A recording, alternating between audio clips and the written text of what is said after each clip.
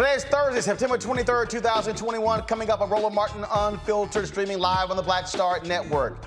More pressure being applied to President Joe Biden's administration dealing with the Haitian migrant crisis. You've got his Haitian envoy resigns in protest, blasting the American policy. You have the Congressional Black Caucus demanding answers. We'll be joined by Congresswoman Frederica Wilson and also Congresswoman Yvette Clarke. You also have black activists right now gathering supplies in Dallas, traveling to Del Rio, Texas as well. You also have the Haitian government also saying, hey, slow down the deportations so they can also have time to catch up. Folks, we got all of these areas covered, and Press Secretary Jen Psaki taking tough questions from black journalists at the White House. We got it all broken down. We have it for you right here on Roland Martin Unfiltered. Also on today's show, Black and Missing. Mainstream media all of a sudden discovers missing black people. They're the damn problem because they've been focusing on missing white folks. We will talk with the family of one young man who has been missing for quite some time, and also some horrible news. Another brother, Jelani Day, his body found today in the Illinois River in that state. During closing arguments during the R. Kelly trial, R. Kelly's lawyer compares the singer to Martin Luther King Jr. What the hell is that about? Also, more the life and legacy of Melvin Van Peebles. We'll hear from filmmaker Nelson George, also filmmaker Michael Schultz, who directed Car Wash, and a heartfelt video from his son, Mario Van Peebles. It is time to bring the funk. I'm Roland Martin Unfiltered, streaming live on the Black Star Network. Let's go. He's got it. Whatever the miss, he's on it. Whatever it is, he's got the scoop, the fact, the find. And when it breaks, he's right on time and it's rolling. Best believe he's knowing. Putting it down from sports to news to politics. With entertainment just for kicks, he's rolling. It's on go, roll, y'all. It's Roland Martin, yeah. Rolling with Roland now. He's funky, he's fresh, he's real, the best, you know he's Roland Martin now.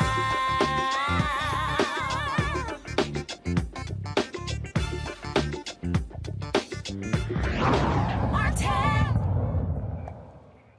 Far too many weak answers coming from the Biden administration as it relates to the Haitian migrant crisis happening on the Texas border. They continue to deport folks. They also are having more challenge them on their policy when it came to Border Patrol using horse reins to whip those individuals. The cops involved placed on administrative leave, but also what is America's policy in the treatment of Haitians? Why do we see a continuation of Haitians being treated far differently than Afghan refugees or even Cubans? We got comprehensive coverage on today's show. Joining us right now is Congresswoman Frederica Wilson out of Florida. Congresswoman, glad to have you on the show. I have been asking that question repeatedly. We know this goes back to the administration of President Jimmy Carter as to why America treats Haitians differently from Cubans and how they're being treated right now on the border. What answers have you gotten from Vice President Kamala Harris, from President Joe Biden, from others as well? Well, it is very clear, and it has always been clear, that there's a difference between the way they treat all black immigrants versus white immigrants. So there's racism at the border. It's always been there. And as the Congressional Black Caucus moves forward, we're trying to address that.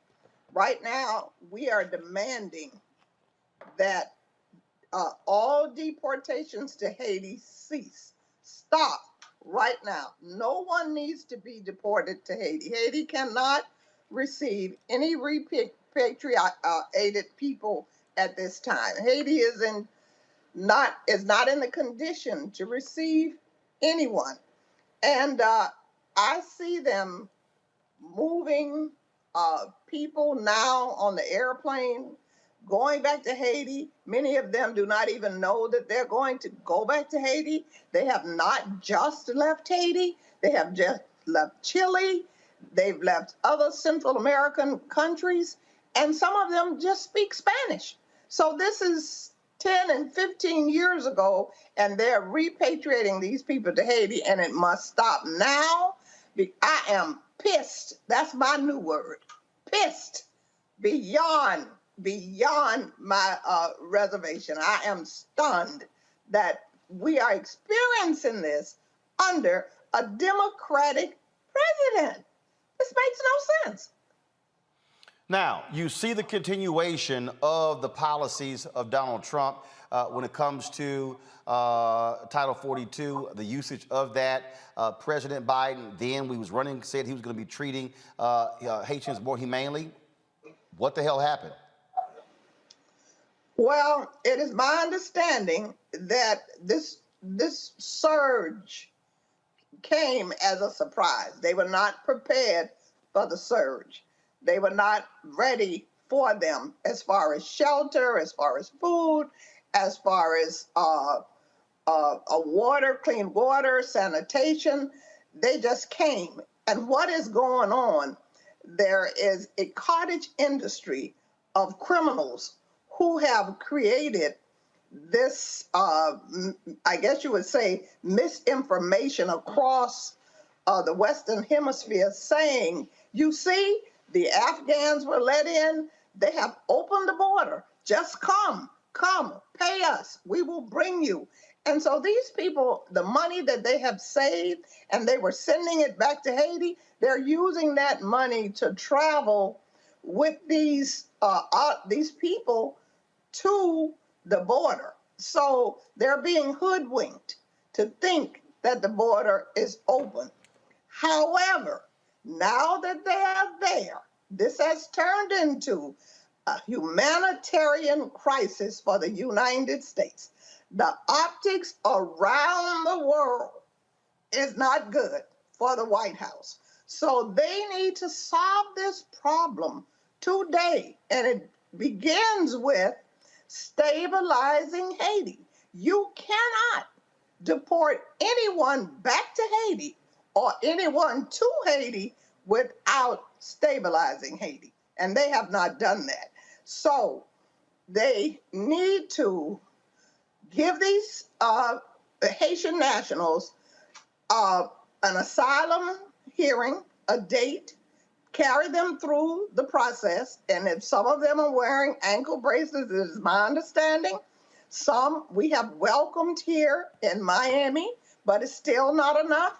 So we're asking the faith-based community to reach out, to offer them the ability to be their sponsors, because I believe those who have sponsors, they're allowing them to be released in the United States and giving them a court date.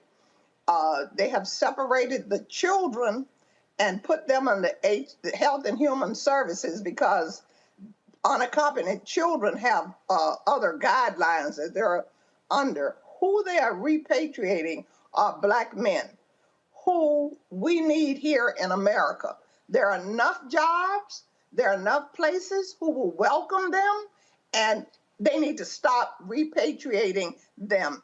Some of these people have not been in Haiti for 15 years. They left to go and work in Chile and Brazil for the World Cup, and they have not returned. So when those jobs dried up, there was racism in Chile, racism in Brazil. So they didn't have any jobs. And when they began to get this information that they could come to the United States, the border was open, they started on this trek, and it's 4,000 miles from Chile to the border where they are. So this is a crisis. It's a humanitarian crisis, and it has to be solved today. One of the things that we have not heard, I'm going to play a little bit later, Yamisha Alcindor of PBS was asking Jen Psaki, why haven't we heard President Biden on this? This is one of those moments where, this has been going on for quite some time. We've been reporting on it every single day. We've asked the administration every single day, send someone onto this show to explain what's going on. They have not done so thus far. And so isn't it time for the president, for President Biden, not Press Secretary Jen Psaki, not Vice President Kamala Harris, for President Biden to come out and speak to the nation, speak publicly on this? When the president of Haiti was murdered, I requested that the president have a fireside chat with the people of Haiti. That was long before this. So now that coupled with that, the earthquake, the hurricane, and this deportation debacle, definitely, it is time. It's long overdue. All right, Congresswoman Frederica Wilson, we surely appreciate it. Thank you so very much for joining us. And hopefully we'll have a resolution to this issue soon. Absolutely. Thank you so much for having me. All right, and do this, and be sure to send me a text so I can have your, my number ain't changed, so I need to get your new number, so just send me a text. Okay. All right, love the hat. All right, take care. Folks, today, as I said, Michelle Sandero was questioning Jen Psaki, the press secretary. It got a little heated. Here's this exchange today, the White House briefing room. Go ahead, Yamiche. Thanks, Chad. A couple of questions on Haiti. The first is the president has often used his bully pulpit during the most important times in his administration.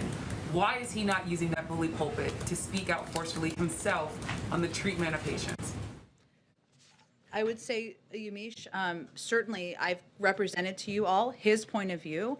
His point of view is also reflected in the actions that have been taken through the administration, including the investigation, including the change in policy. The Secretary of Homeland Security oversees these efforts and has been quite outspoken and quite visible on what steps we should take moving forward. And he certainly may still speak to it. Obviously, there's a lot of events happening here, including the UN General Assembly, COVID, and others, and I wouldn't rule that out. And just to say, respectfully, I just have a couple more questions. Everyone else got questions in.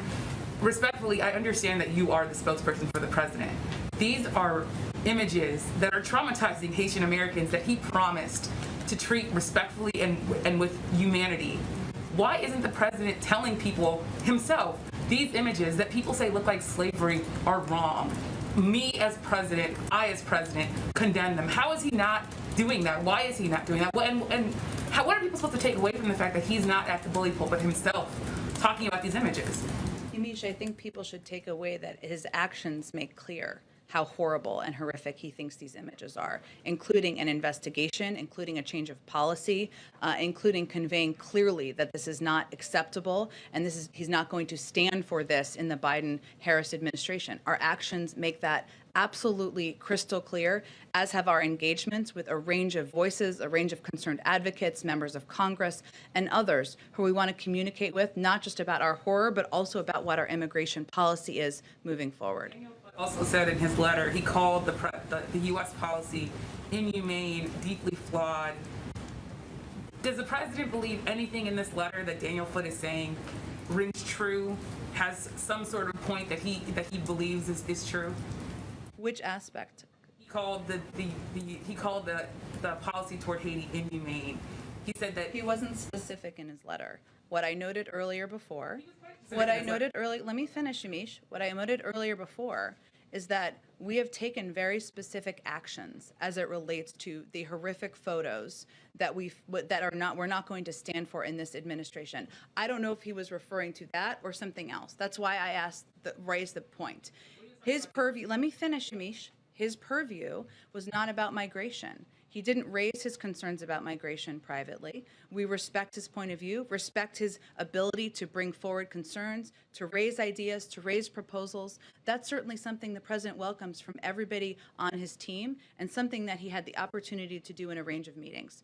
We also have to make decisions here based on what we feel are going to help promote democracy in Haiti, including Haitian-led reforms, Haitian-led steps on the ground to make changes in the country. a number of people who say that he did raise concerns over the deportation of Haitians and the treatment of Haitians. Are you saying then that Daniel Foote is not telling the truth in this letter?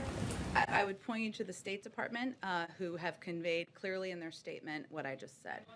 I promise. Yeah. The last question is, Daniel Foote, the former special envoy to Haiti, he's raising this idea that the U.S. should be listening to Haitian civil society, not backing the current prime minister who was not elected by the people. What's the president's response to that? Because those civil society members have been telling me and other reporters for months, even before the assassination of the president, that President Biden was not listening to the people of Haiti about how to move forward with their government? We support a Haitian-led process charting the country's course through the current political situation. We don't back any one political group, and we continue to encourage all political stakeholders to engage in dialogue and find solutions together. And that has been our objective through all of our policy process making throughout the course of this, in addition to providing a range of assistance, training to people on the ground. Go ahead. Now, folks, again, let's talk about that Haitian envoy. In his resignation letter to Secretary of State Anthony Blinken, Daniel Foote says the inhumane and counterproductive decision to deport thousands of Haitian refugees have led to his immediate resignation. This is the letter here that he lays out. First of all, I don't want to go to that first, folks. I'm going to go this here. I'd rather have the whole letter. I want to do this here. Let me pull up because I want to show the lead paragraph, which is the most important, because he gets right to the issue quite quickly in this here. And this is what he says. Come to my computer, please. This is what he says. Our policy approach to Haiti remains deeply flawed, and my recommendations have been ignored and dismissed when not edited to project a narrative different from my own. The people of Haiti, mired in poverty, hostage to the terror, kidnappings, robberies, and massacres of armed gangs, and suffering under a corrupt government with gang alliances, simply cannot support the forced infusion of thousands of returned migrants lacking food, shelter, and money without additional avoidable human tragedy. The collapsed state is unable to provide security or basic services, and more refugees will fuel further desperation and crime. Surging migration to our borders will only grow as we add to Haiti's unacceptable misery. Haitians need immediate assistance to restore the government's ability to neutralize the gangs and restore order through the national police. They need a true agreement across society and political actors with international support to chart a timely path to the democratic selection of their next president and parliament.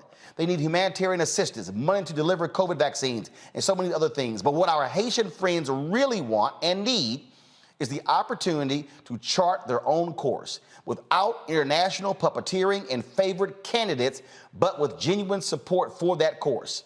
I do not believe that Haiti can enjoy stability until her citizens have the dignity of truly choosing their own leaders fairly and acceptably.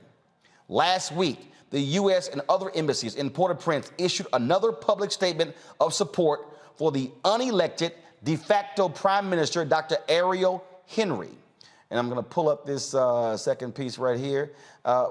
He said, as interim leader of Haiti, and have continued to tout his, quote, political agreement over another broader earlier accord shepherded by civil society. The hubris that makes us believe that we should pick the winner again is impressive. This cycle of international political interventions in Haiti has consistently produced catastrophic results. More negative impacts to Haiti will have calamitous consequences, not only in Haiti, but in the U.S. and our neighbors in the hemisphere. Signed, Daniel Foote, and he will, of course, he sent it to the Undersecretary for Political Affairs, the Assistant Secretary for Western Hemisphere Affairs, the Acting Director General, Congressman Gregory Meeks, Chair of the U.S. House of Representatives Foreign Affairs Committee, and Congressman Andy Levin, House of Representatives. I've seen a lot of resignation letters, Dr. Greg Carr, but very few have been that blunt in resigning in protest from the State Department. Well, it's always good to be with you and with everyone on Thursdays rolling weekly. But, you know, this is a particularly heavy week. And another reason why Black Star Network is so important. This story is going to be covered a lot of places, but it won't be covered anywhere like this. Daniel Foote basically is a traitor. He's a traitor to the American project in this moment. They threw him under the bus. This is a career diplomat. He joined the Department of State in 1998. He has been stationed in Zambia. He has worked in Central America. He has done Bolivia, other places, Latin America. And he's only been in Haiti as a special envoy since the end of July when Moise was killed, the prime minister. But they installed Ariel Henry. You see, the United States government installed Ariel Henry. You see, the Biden administration installed Ariel Henry to do exactly what he is doing. And the response from Ned Price, who's a spokesperson from the State Department, to Mr. Foote's allegation that his recommendations have been cast aside, they said, no, we didn't cast them aside. We considered them and considered that they were, quote, this is the Biden administration, quote, harmful to our commitment to the promotion of democracy in Haiti, and were rejected his recommendations during the policy process. They're in bed with, they stood him up with the Organization of American States. They're in bed with this cat. They're not just ignoring civil society. They don't want the Haitian people in charge of Haiti.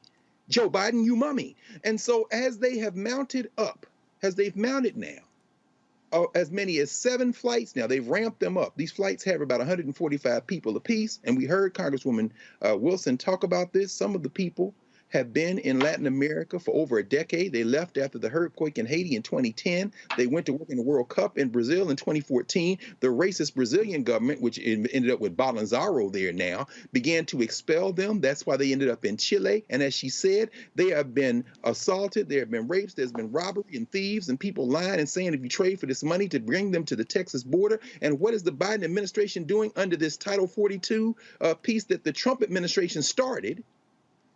Joe Biden, they've been using the excuse that we're deporting people because of COVID, and they appealed a federal ruling that said you can't use that excuse. The Biden administration just appealed that. They are deporting people, and they're going to try to deport as many of them as they can, or turn them back to Mexico, release some into the United States. But Foote, apparently, Roland, finally, brother, he's had enough. This is a career civil servant, a member of the senior diplomatic corps, who looks as if he has had enough. And when Jen Psaki stood there and lied to the face of Yamisi Alcindor, whose parents came here from Haiti, who grew up in Miami, who talks about that, I'm sure it was very personal for that sister today in that room, they revealed that this no good settler state don't give a damn about black people, and that includes Joe Biden. Reese Colbert, Black Women and Views. What's really interesting here when we talk about what's going on here is, yes, there is an expectation that a President Joe Biden was going to treat folks differently than Donald Trump did. Mm-hmm. And Joe Biden has got some answering to do to black people. Absolutely.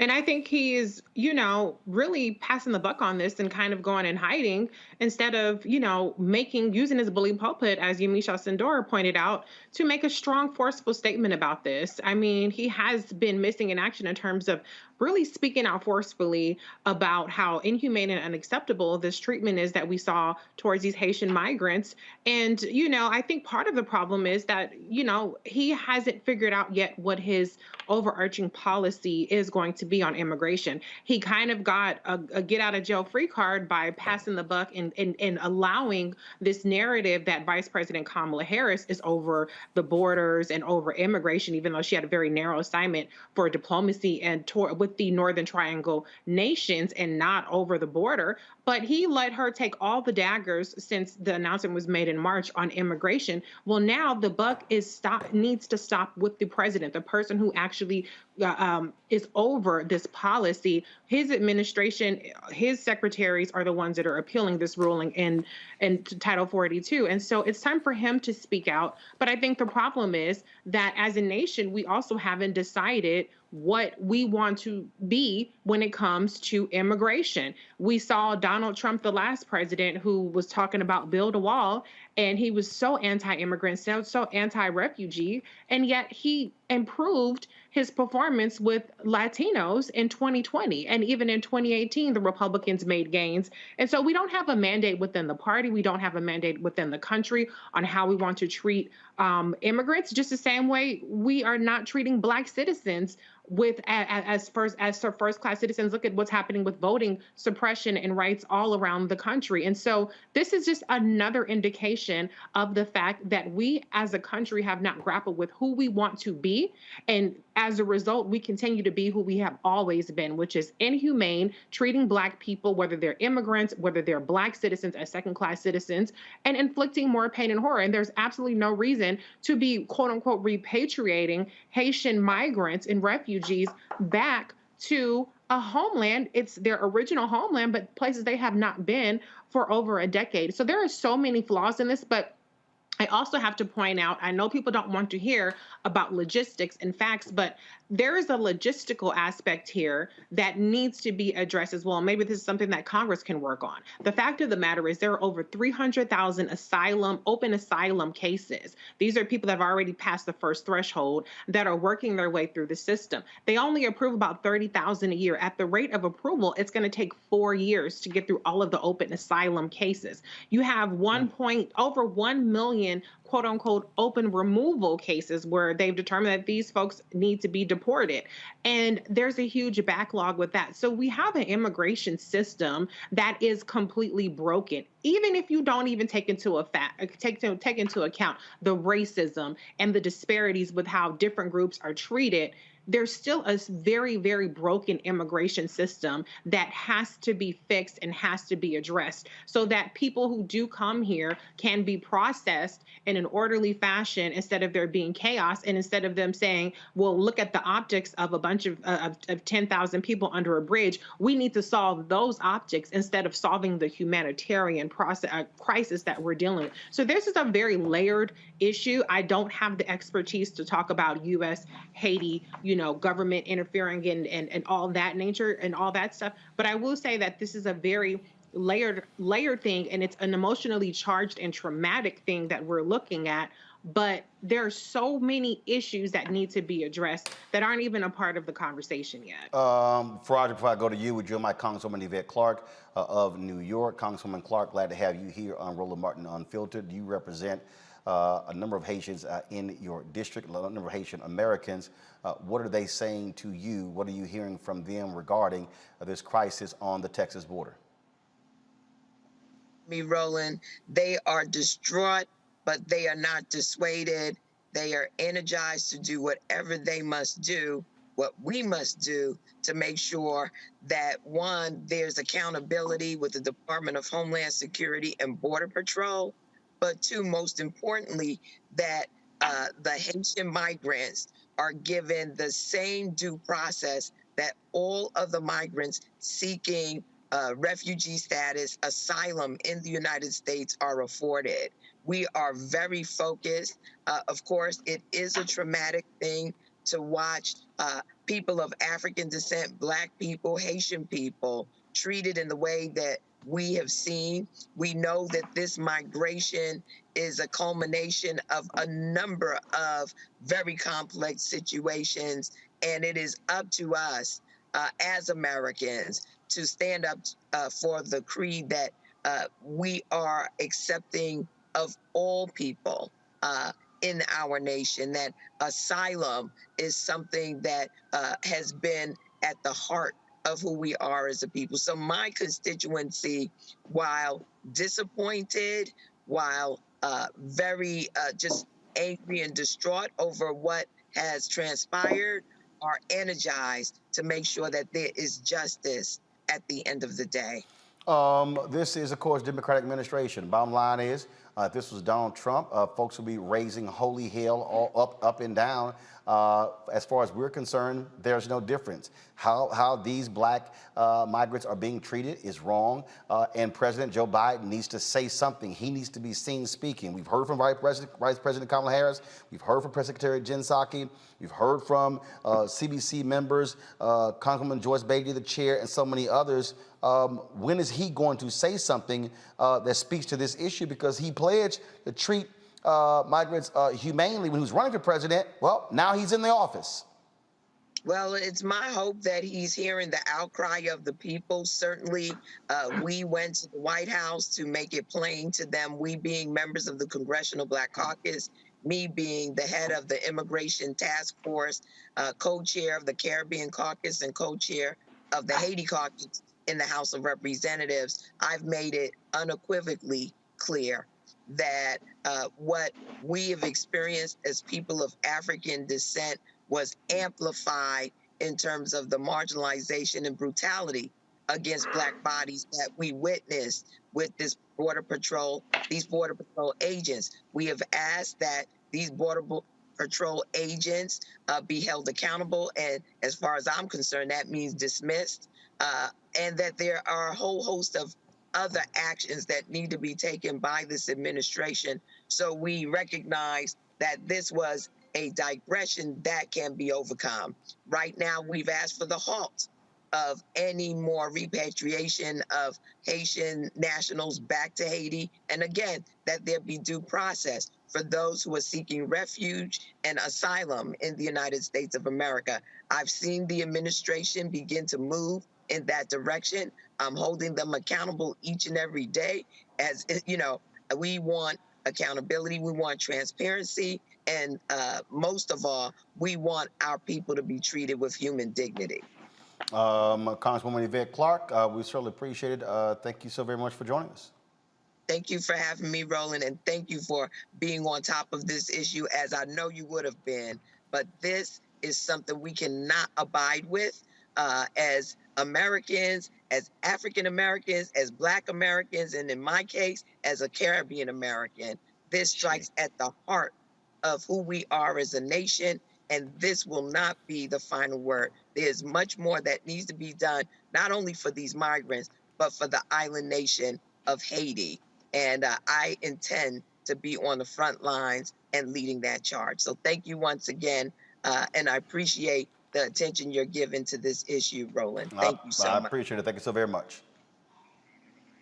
All right, Faraji Muhammad, your thoughts on all of this. It is certainly increasing. It's a problem. We are seeing this all across. We're seeing, of course, activists work to pull together resources. They're doing that in Dallas as we speak. We're going to try to get Tamika Mallory, Reverend Freddie Haynes on the line as well. They're going to be driving supplies and resources down to Del Rio. I saw Pastor Jamal Bryant and others are going to be heading down there as well. Biden administration has got a problem, and I don't know who the hell is advising them, but they better fix it real quick. Oh, no doubt, Brother Roland. And this is why it's important for us to even have this conversation, because one of the big questions I was going to, would ask any Black political leader, whether it was Representative Wilson or Congresswoman Clarke, is what should the average Black American do right now?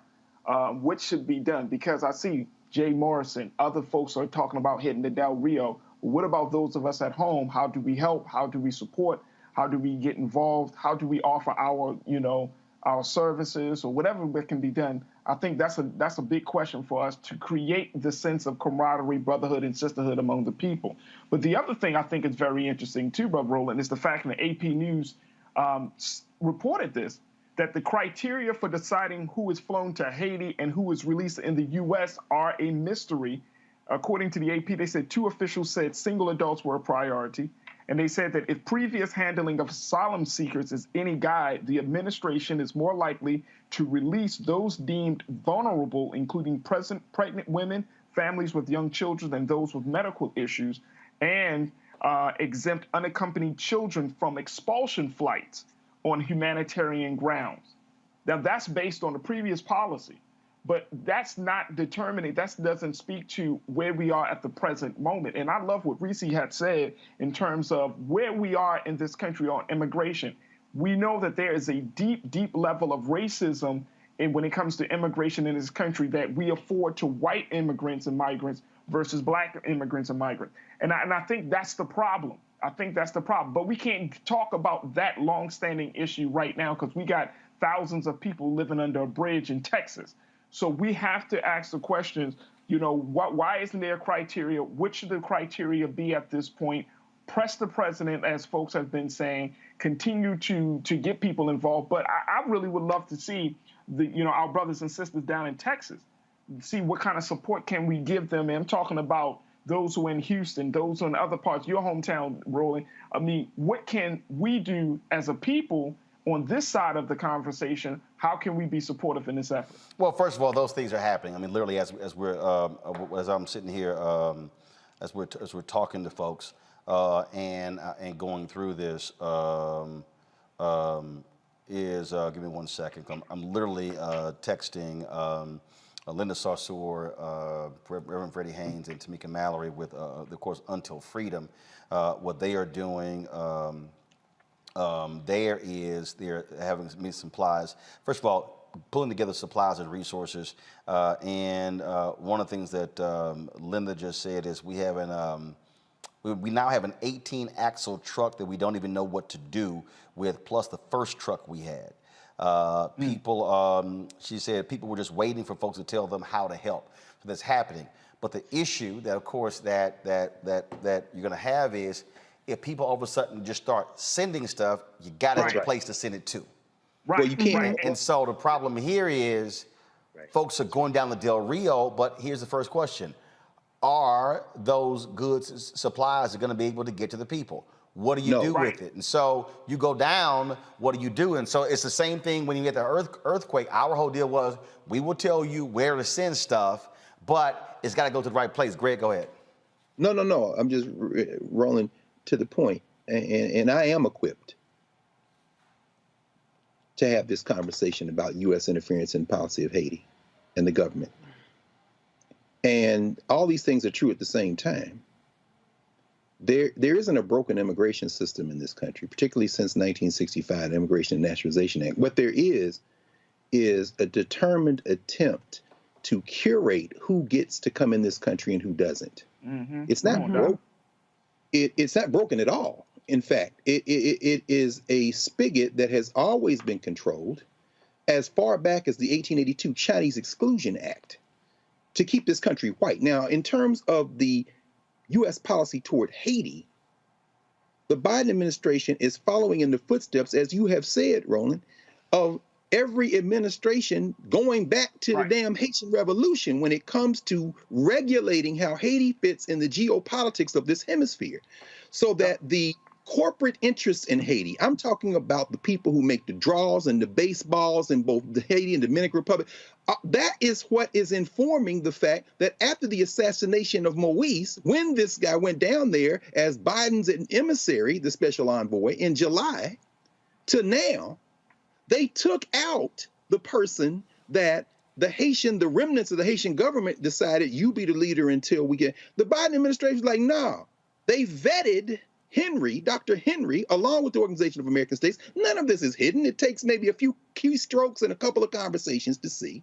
And so as people in the United States want to send aid, the folk who are down there under the bridge at Del Rio, access has been blocked by the local police and the federal government.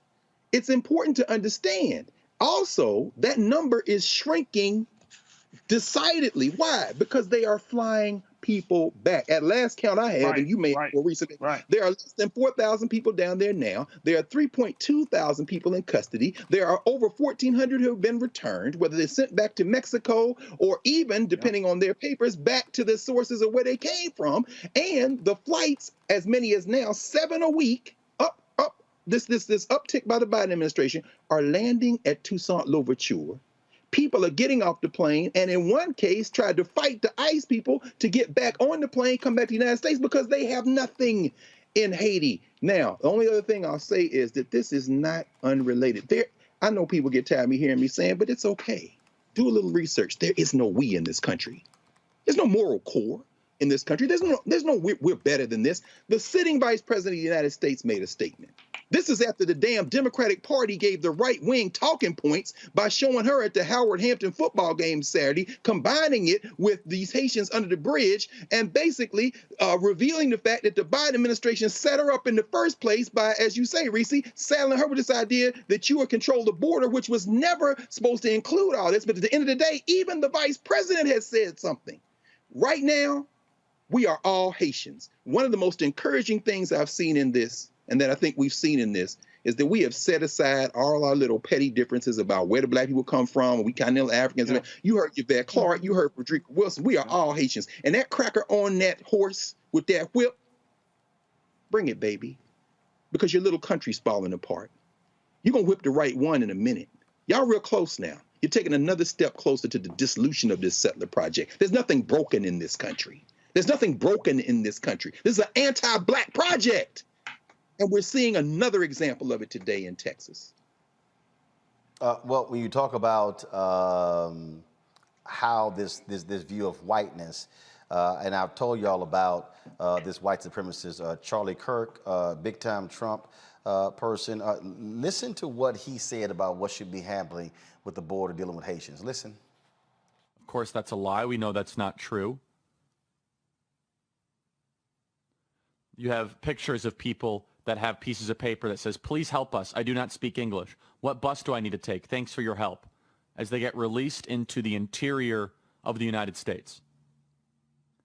Bill Malhusian is saying they are releasing entire family units into the United States. Now, some people are saying I'm being too harsh on Texas. Well, Texas, whether they like it or not, are front and center, smack dab in the middle of the great question of our time, which is, who runs the country? What do you do when you start to have a apathetic tyrant, now apathetic when it comes to immigration law, but very engaged when it comes towards forcing vaccinations? What do you do? I know so many amazing patriots in the great state of Texas, and I love Texas, that have been waiting and are willing for this moment.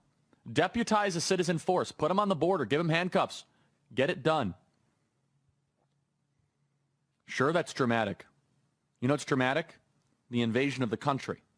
We're going to talk more about that. We're going to talk about how the other side has openly admitted that this is about bringing in voters that they want and they like, and honestly diminishing and decreasing white demographics in America.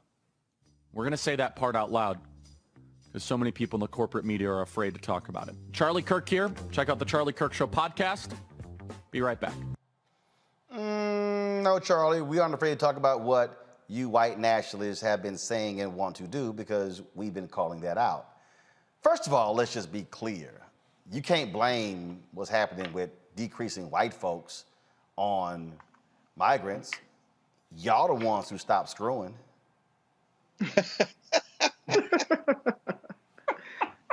You can't blame. I mean, Charlie, I know you dumb. I know Candace Owens makes you look like a Rhodes Scholar. But let me just show you a couple of things here, Charlie, that probably you have know nothing about because aren't you also like a college dropout, just like Candace? Let's see here. We're going to type in here. Go to my computer, please. Declining white birth rates in America. What comes up? Right here. White deaths exceed births in a majority of U.S. states. Let me go ahead and increase this here. In 2016, more non-Hispanic whites died than were born in 26 states, more than at any time in U.S. history.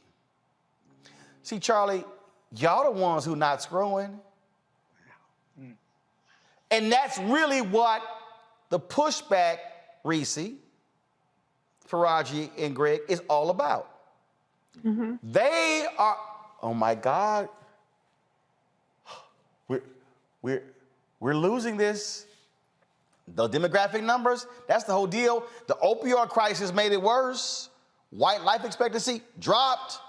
COVID's making it worse, dropping. That's why every time one of these white anti-vaxxers, white 707 conservative radio talk show hosts, bye, they gone, they dead. Right. That's what's going on here. And so what they're doing is taking it out on people of color. And the problem is that President Joe Biden and too many Democrats are so scared of Republicans. Oh my God, they're criticizing us over immigration. Oh, then you have this white nationalist, Tucker Carlson, on Fox News, leading the charge every single night, saying stuff like this. An unrelenting stream of immigration. But why? Well, Joe Biden just said it. To change the racial mix of the country. That's the reason. To reduce the political power of people whose ancestors lived here and dramatically increase the proportion of Americans newly arrived from the third world. And then Biden went further. He said that non-white DNA is the, quote, source of our strength. Imagine saying that. This is the language of eugenics. It's horrifying. But there's a reason Biden said it. In political terms, this policy is called the Great Replacement, the replacement of legacy Americans with more obedient people from faraway countries. They brag about it all the time, but if you dare to say it's happening, they will scream at you with maximum hysteria. And here you have Joe Biden confirming his motive on tape with a smile on his face. Legacy Americans. Go ahead, Faraji. What is he talking about? I'm blown away. I'm blown away by this whole thing. But, I think that, this whole idea that this is a mass, as Tucker Carlson saying, mass movement to decline the white population, this is straight out of something, this is white paranoia, this is white fear, because America is coming to a reckoning in this whole country. I mean, this whole world is coming to a reckoning that white supremacy is dying, and you're seeing people rise up. No. That's a mistake we make. White supremacy is not. No. White supremacy is not dying. More whites are dying. That's a difference. No. And here's why I say white supremacy is dying. The belief in white supremacy is dying. That is, people are starting to rebel against that idea of this. Black people, brown people across this country, across this world. Here's the no. See, no. Gotta correct you, my brother. Here's why. Go ahead, Here's why. By 2043, okay, America will be a nation majority people of color. But that's 53% Black, Latino, Asian, Native American, 47% white. The problem is you have an increasing number of Latinos who are identifying as white.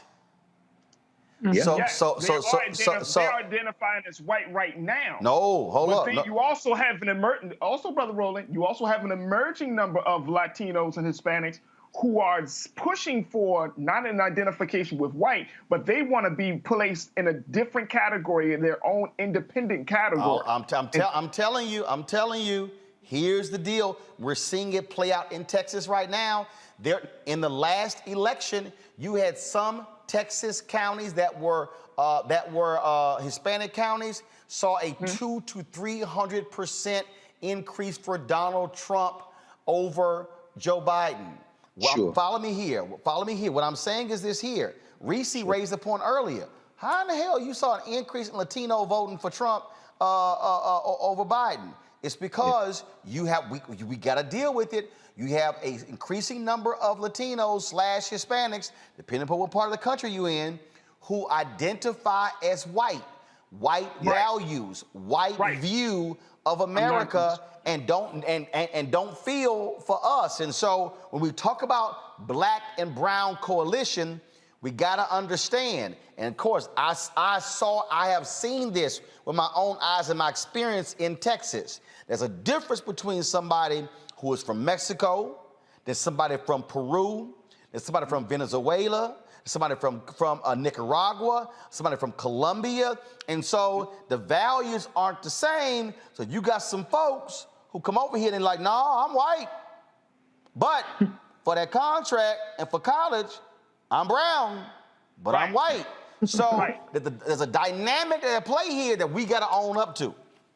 And I agree with you. And I'm just simply saying that even with that dynamic at play, Brother Roland, the fact is people are tired of white people exerting their force, white people saying that they're better. that whole idea that white people should be in the leadership role, white people should be in power, people are pushing back on that. We're seeing that literally every single day in this country. So what that other radio hosts and Tucker Carlson are afraid of is they're seeing their world going down and it's crumbling because the belief system that keeps this world up is flawed and is now being seen as a way to keep people slaves rather than masters of their own fate.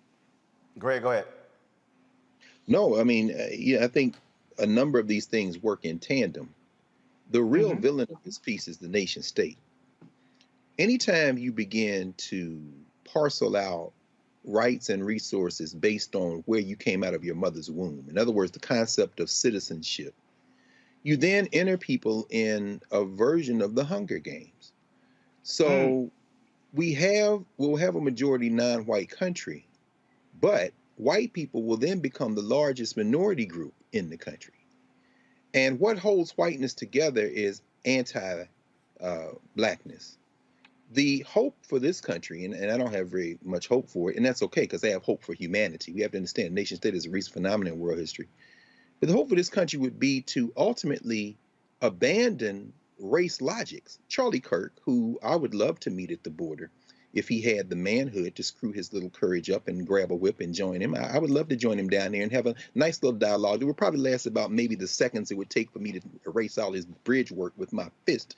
But we know he's not going anywhere near the border, so that would never happen. Charlie Cook and Kirk and the youngish looking Tucker Carlson know very well that what they're doing is rallying the only thing that puts whiteness together, which is anti-blackness. And they're doing it exactly as you said. This, to quote Francis Cress Welsing and others, the public enemy, the fear of a black planet. Now, at the same time, there is nothing, as you said, Roland, there's nothing binding those who speak Spanish together. So, as you said, that caravan that left Latin America and came through Central America over those thousands of miles Representative Wilson talked about included Venezuelans, included some Cubans, included folk from other countries in Latin America, in addition to Haiti, included Dominicans. Dominican Republic and Haiti absurdly on the same island, but they were divided by a white nationalist project in this international, notion of whiteness. But ways I'm bringing all that together is once you reach the United States, you acquire, if you can get it, a version of enhanced humanity that we call citizenship. This is the problem. It's not just a U.S. problem, it's a global problem. Once you become or have access to American citizenship, you will do anything to preserve it, maintain it, and extend it because it comes at the expense of other people in the hemisphere and in the world who have citizenship in these other imaginary places we call nation states. So you will have Cubans, white Cubans for sure, but increasingly non-white Cubans who will say, if my citizenship will be preserved by voting this way, I will. It isn't just values, although a lot of people who speak Spanish are Catholic. If you are in Texas, as you've just told us, you don't even have to be a white Hispanic, so to speak. You could be a Hispanic who thinks it will benefit me if I can get to point the finger at somebody else and thereby get them to stop looking at me. This is the zero-sum game of race. And so what we're seeing now is a tipping point. We're in a country that never had a we. It isn't a nation. There are many different people in the borders of this nation state negotiating for themselves and the groups they come from to avoid last place, to use the work of the anthropologist Randy Mattori. But this moment, when you see this white boy on this horse and Maxine Waters evokes enslavement, and Yamiche Alcindor goes after Jen Psaki, and she should have went after her with more barrels than she did. When Kamala Harris, who we can debate policy decisions, comes out and speaks as the sitting vice president, and the president of the United States is silent because he is still chasing them three imaginary white voters who are not going to return the Congress to the United States to the Democrats in 2022, and he's going to lose the election in 2024 because the white party is unified around anti-us, and we are not unified because there's no logic in this country that unifies the non-whites because we're all too busy trying to avoid last place. This thing is headed for a fracture. And the thing here, Reese, when it comes down to politics, and I asked, you're going to hear in a second when I talk with Congresswoman Karen Bass, Democratic Party, you think you're going to hold on to the House and the Senate in 2022 Without black people? Come on. Oh. Come on. They I don't know, Ron Klain, Chief of Staff, you might want to wake up. If I'm Susan Rice and Cedric Richmond, I'm walking to that Oval Office saying, say, bro, do you understand what you're doing? Yeah. No George Floyd Justice Act, no For the People Act, no John Lewis Act, this Haitian issue here. Oh, you asking for an ass whooping. Reese, go ahead before I go to break. Come on. Yeah, I do not look forward to 2022 and having to make the argument again, please vote like your life depend on it, blah, blah, blah, when we're back in the same situation of not having results to show for it and only being able to show that it would have been worse had we picked the other guy. So there has to be some sort of come to Jesus moment. There has to be a reckoning. The Democratic Party has to figure out its identity and stick with it on immigration. And that identity cannot be appealing to white nationalism. To the point about white supremacy, there are plenty of people who are foot soldiers of white supremacy that are not white. Tim Scott is the one who tanked the George Floyd Justice and Policing Act along with Manchin. We have the new Florida Surgeon General is a black man who just got rid of mask mandates and even quarantine mandates in schools. And so there are plenty of black people that we can identify that are foot soldiers of white supremacy. To Dr. Carr's earlier point about the we with black people on this Haiti thing, I think that the images are so jarring and they're so transferable from something that's specific to Haitian migrants experiencing and something that enslaved peoples in the United States and black people in the United States have experienced, that there is a shared trauma there. But I do have to point out that one of the most divisive and effective tactics that's been used to divide black people and degrade our political power is, I won't even name the name of the organizations, but y'all can fill in the blank. But they have used xenophobic descendants of slaves as opposed to immigrants. They've even been against and now people. all of a sudden they trying to sit here and cape for Haitian migrants. I'm like, sit y'all ass down.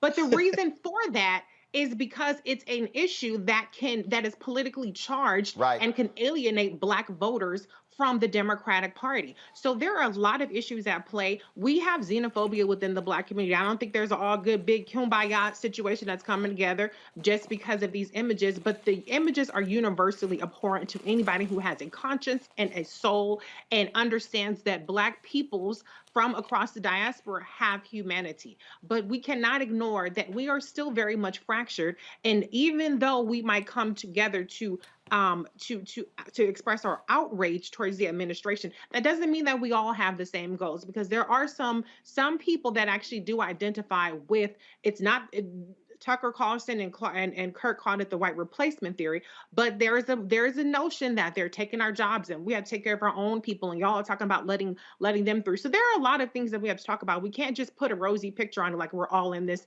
together and we're all united. We have to deal with those issues within our community as well, so that we can really harness our political power so that everybody in our community benefits.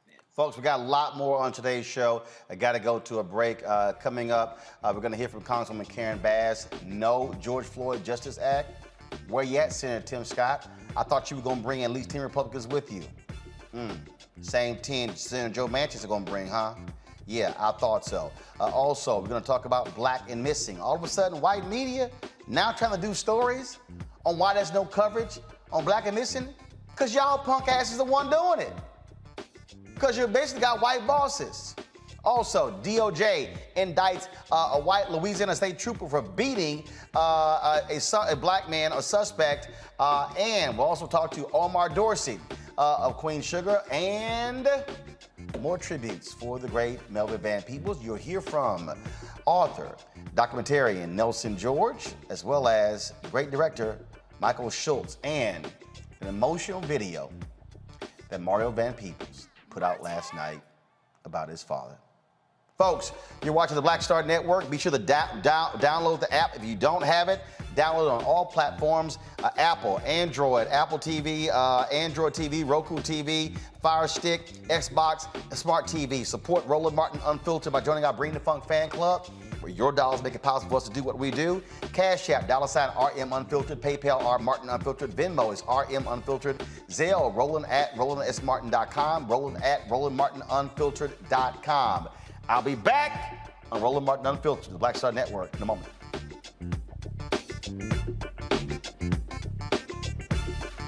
I believe that people our age have lost the ability to focus the discipline on the art of organizing. The challenges, there's so many of them and they're complex, and we need to be moving to address them. But I'm able to say, watch out, Tiffany, I know this road. That is so freaking dope.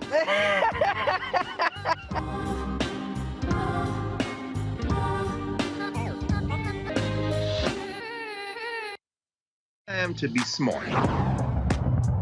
Roland Martin's doing this every day. Oh, no punches! Thank you, Roland Martin, for always giving voice to the issues. Look for Roland Martin in the whirlwind, to quote Marcus Garvey again. The video looks phenomenal, so I'm really excited to see it on my big screen. Support this man, Black Media. He makes sure that our stories are told. See, this difference between Black Star Network and Black-owned media and something like CNN. I got to defer to the brilliance of Dr. Carr and to the brilliance of the Black Star Network. I am rolling with Roland all the way. Honored to be on a show that you own. A black man owns the show. Folks, Black Star Network is here. I'm real revolutionary right now.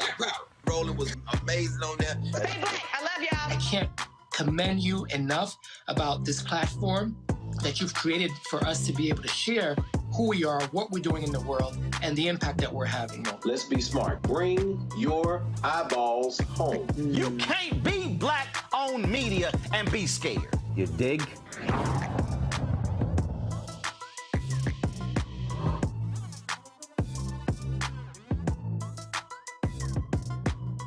Hi, I'm LD Barge. Hey, yo, Peace World. What's going on? It's the Love King of R&B, Raheem Devon, and you're watching Roland Martin Unfiltered. The Department of Justice have indicted a former Louisiana state trooper for alleged excessive use of force against a black man. Jacob Brown is charged with a single count of deprivation of rights under color of law. The indictment alleges that on May 30, 2019, Brown assaulted a gentleman by repeatedly striking him with a flashlight. If convicted, Brown faces a maximum sentence of 10 years in prison, 3 years of supervised release, and a fine of up to $250,000. Now, folks, these are the sort of things that propelled Congress to move on the George Floyd Police Reform Act. Remember, President Biden said he wanted to sign that into law by the anniversary of the death of George Floyd, the one-year anniversary. That was in May. It passed. Democrats and Republicans have been negotiating. Senators Cory Booker, as well as Senator Tim Scott, have been going back and forth, had lots of conversations, lots of negotiations going on between the two. Well, guess what? Nothing has happened. There's no bill. Senator Tim Scott said he is disappointed with Democrats for the lack of willingness to compromise. Listen to this. Negotiations coming to an end? I am disappointed about it. I've spent several months working on it, and frankly, the amount of misinformation is remarkable from the other side of the aisle. It is disappointing without much of a question. Yeah, Senator Warren said this morning that talks aren't over on their end, but I know you said that they were the ones that walked away from the table here. Yeah, I mean, the concern, of course, is that what they'll try to do is find some executive order and or slide it into reconciliation in a very partisan fashion, and that's unfortunate and likely. They both, in their statements, made it very clear that they're looking for a way to do this from a partisan perspective, unwilling to negotiate on behalf of the communities that need the help the most. They're going to just find a way to shove it into something in a very partisan. They're going to pursue executive order in a partisan fashion. You mean like the executive order that you agreed with? That same one, the one you agreed with under Trump? That's quite interesting. Earlier today, I talked with Congresswoman Karen Bass, who was involved in the negotiations on this. She has a different take than what Senator Tim Scott just said. Listen to our interview. All right, Congresswoman Karen Bass of California, glad to have you here. I hate that we don't have good news. We had you on before. There was a lot of hope that we were going to have the George Floyd Justice Act become reality. What happened? Well, I think, Roland, it was a question of never being able to get to yes. The Senator Scott, really a lot of it hinged on him because he was going to deliver the 10 Republican votes. And Senator Booker compromised. He went off and negotiated a deal with the Fraternal Order of Police because Senator Scott said, if you can show me you can get law enforcement support, I'll be open to it. And unfortunately, once it became public, the unions started going after each other, and that blew that up. And, I do have to qualify this by saying that the House of Representatives twice did our job. We passed the George Floyd Justice and Policing Act last year and this year. But I think Senator Booker just kind of threw in the towel yesterday because he felt that he could never get Senator Scott to say yes, even having compromised all the way down to the bone. So, look, there are a lot of us, frankly, who said we had no faith there were going to be 10 Republicans. Now, you had Senator Tim Scott and Senator Graham telling others, they could bring 20, 25 along. And so the proof is in the pudding. Yeah, the proof is in the pudding. But, Roland, I didn't have tons of faith. But when McConnell anointed Scott to negotiate the deal and said, whatever deal you negotiate, we will make sure it gets across the finish line, that was tons of reason for us to have hope. I agree. No. Let me be clear. First of all, making the effort to negotiate to get a deal had to happen. Right. But my point was, I felt no matter what y'all did, unless y'all just gave everything up, the Republicans were going to always just try to find some other excuse, and the thing is also, Senator Tim Scott hasn't come out, explained himself, explained any of this. And the bottom line is what you just said. If McConnell said, what you bring to us, we're going to put forth, nothing, it's like, again, lock it down, make it happen. Right. But I will tell you how far it went. One, I told you that Senator Booker negotiated a deal with the police that they agreed to. If that didn't work, we said, well, what about the Trump executive order? President Trump put that forward. It's still in effect. When President Trump put it forward, we didn't like it because it was at the height of the protests last year. But frankly, given that momentum is gone and is actually reversed and in the opposite direction, putting Trump's executive order into law this year looks different than it did last year.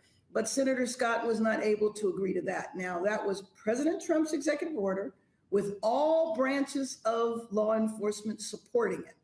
And so if you can't even agree to what is already in existence, then at that point you have to say that this is over, which is what Senator Booker did. So here's the dilemma that Democrats are in. Democrats control the House. The House, as you said, passed it twice. The Senate did not pass it, but Democrats have it's a 50-50 tie in the United States Senate. Democrats have the White House. I'm already hearing from people who have said no George Floyd Justice Act. We've seen what's happened with the Haitian and Texas border. No For the People Act.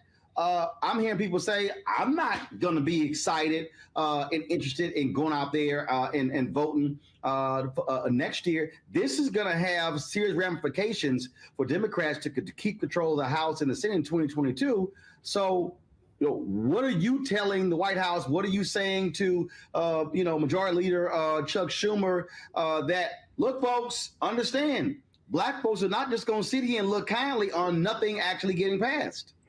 You couldn't be more right. I mean, this is a devastating loss. The most important thing to me is the fact that an average day, 3 people die at the hands of police.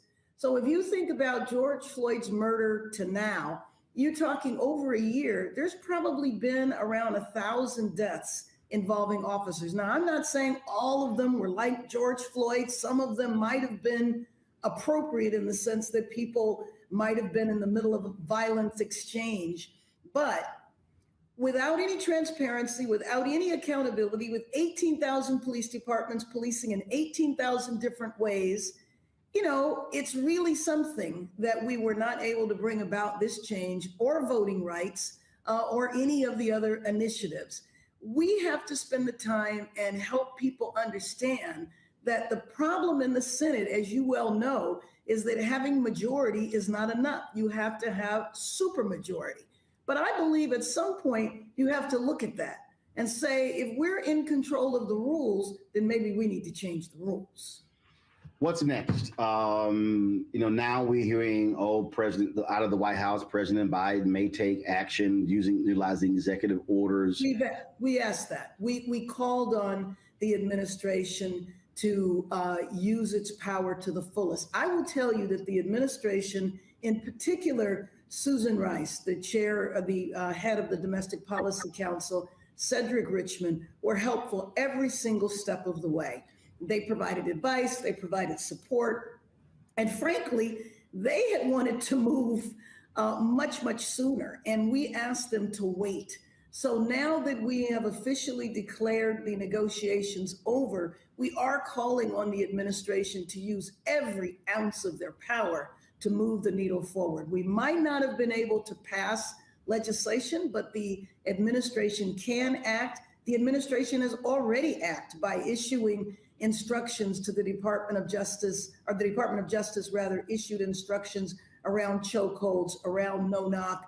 You know that the investigations are going on. All of the stuff that Trump shut down is now back in effect, and the administration is acting aggressively.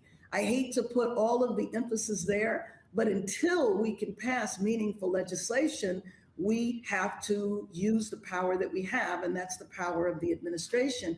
Now, when it comes to people voting next year, we need to talk about that. And we need to say that what we were able to get done, or what the administration was able to get done, in the absence of our ability to act. Well, it's unfortunate that we sit here. There was tremendous pressure. There were people out there in the streets. But this is also what I've also said is that the activism, that pressure, has to continue. And frankly, I think Senator Tim Scott owes America an explanation as to what happened. Well, I would agree. I do think, though, that the lesson to be learned from this is that it's most important to push legislation at the height of the momentum. And if we had been able to pass the legislation in the Senate last year, when there were hundreds of thousands of people out in every single state and countries around the world, it would have been a lot better. Again, the House did our job twice. It was the Senate where things die.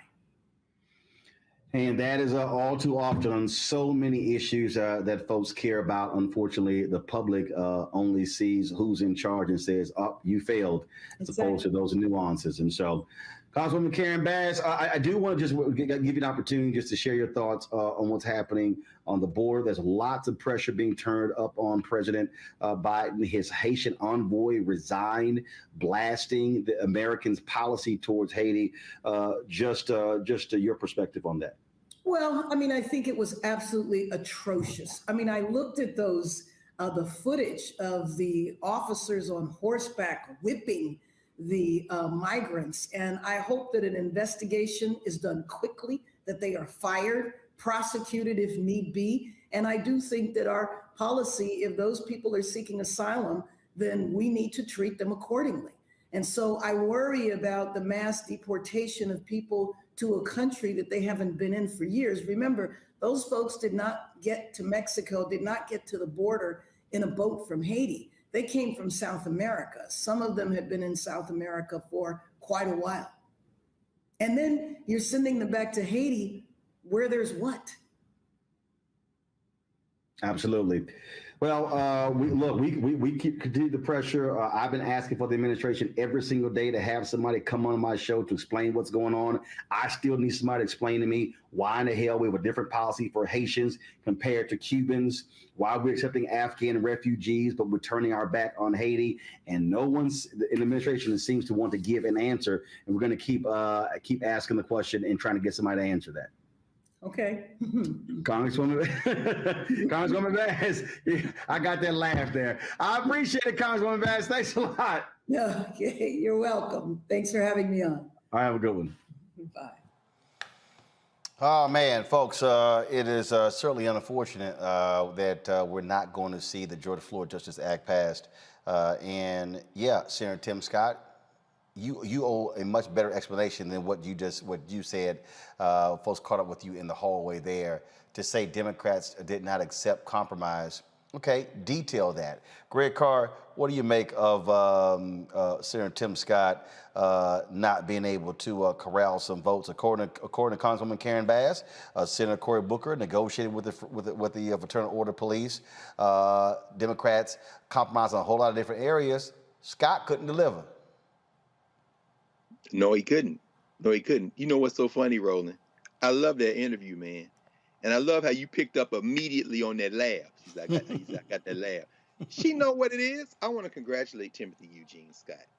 Tim Scott doing Tim Scott things. I want to congratulate Tim Mission Accomplished Scott, who entered that quote unquote negotiation in bad faith with one objective: to stop anything, to stop everything. That's why that ghoul, that old feckless old unreconstructed ghoul from Kentucky, Mitch McConnell, sent his servant, his good and faithful servant, into that conversation. I want to congratulate Senator Cory Booker, who finally reached the floor of his self-respect and said no. After I've given away everything, I want to congratulate the people who leaked the evisceration of the legislation by Senator Booker with the Fraternal Order Police after making a quote-unquote secret deal. I want to congratulate the people who leaked it so that then they could walk back from it, as those the Sheriff's Association and other groups met with Senator Tim Mission Accomplished Scott and young Lindsey, well, little Lindsey Graham in South Carolina. I want to congratulate everyone in the white nationalist contingent who sent Tim Scott into that room with one objective and one objective only: to defend the patter rollers. Don't let anything happen. And when you heard finally, which is why, again, when she laughed that laugh, this is a woman who managed the whole California legislature, who was on the short list to be vice president of the United States candidate because of her capacity to negotiate, among other things. When Congresswoman Bass said that they couldn't even get the thing Donald Trump agreed to passed, that's all you need to know. They couldn't even pass a resolution in the United States Senate to say George Floyd was murdered. And guess who would vote against that resolution? Tim Mission Accomplished Scott. Young, good job, Tim. You're doing Tim Scott things. Proud of you, young boy. Faraji? Yeah, I just can't believe we're still at this place. And I think this is the reason why so many of our people just have lost hope and faith in the government of the United States. I mean, when you look at what this bill encompasses, what this act actually says, and I'm just going to read a quick excerpt of it. It says the bill enhances existing enforcement mechanisms to remedy violations by law enforcement. Among other things, it does the following: lowers the criminal intent standard from willful to knowing or reckless to convict a law enforcement officer for misconduct in a federal prosecution, limits qualified immunity as a defense to liability in a private civil action against the law enforcement officer, and grants administrative subpoena power to the Department of Justice in pattern or practice investigation. It also establishes a framework to prevent and remedy racial profiling by law enforcement at the federal, state, and local level. It also limits the unnecessary use of force and restricts the use of no-knock warrants, chokeholds, and precariated holds. And it creates a national registry, the National Police Misconduct Registry, to compile data on complaints and records of police misconduct.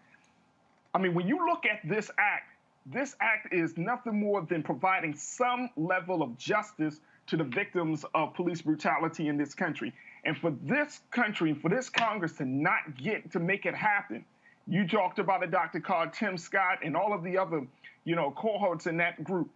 The fact is, this is exactly why America's in the place that it's in, because it does not even want to recognize truth. It does not even want to recognize justice.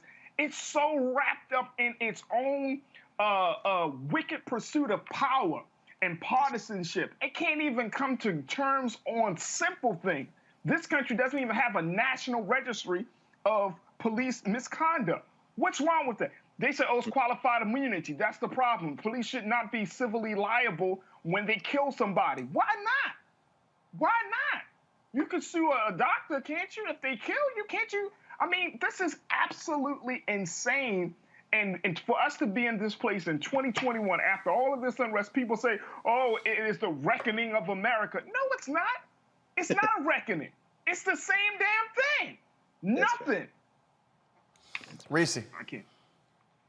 Yeah, unfortunately, I think it's another example of how ineffective Senate Majority, how ineffective Senate Majority Leader Chuck Schumer is.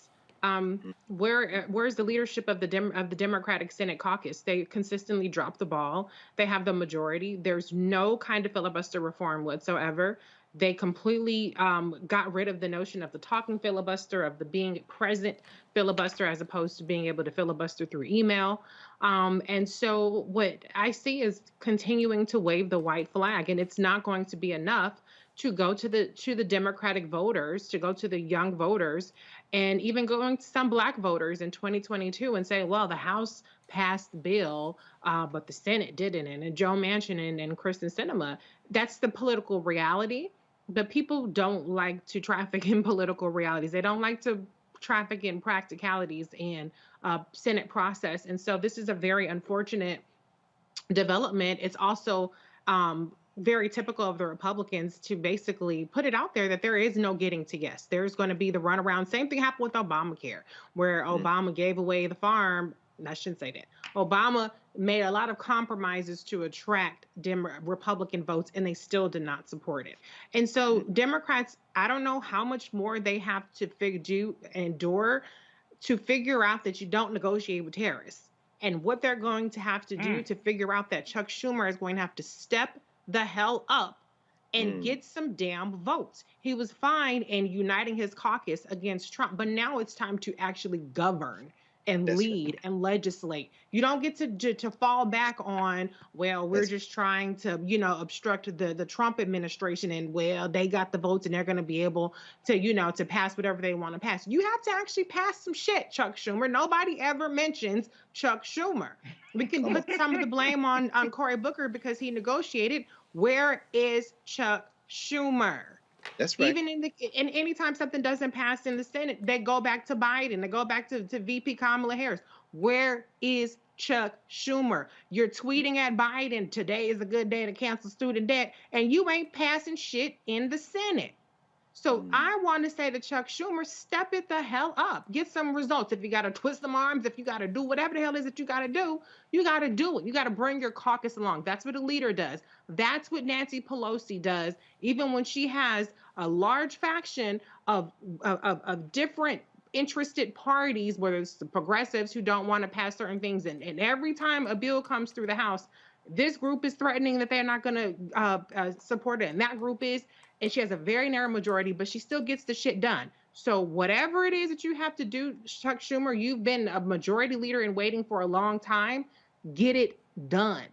Because this not inaction, and you cannot fall back on excuses. And it's not just hurting the Senate, because the Senate they're actually in a better position to get the Senate back in 2022 than they have been for a while.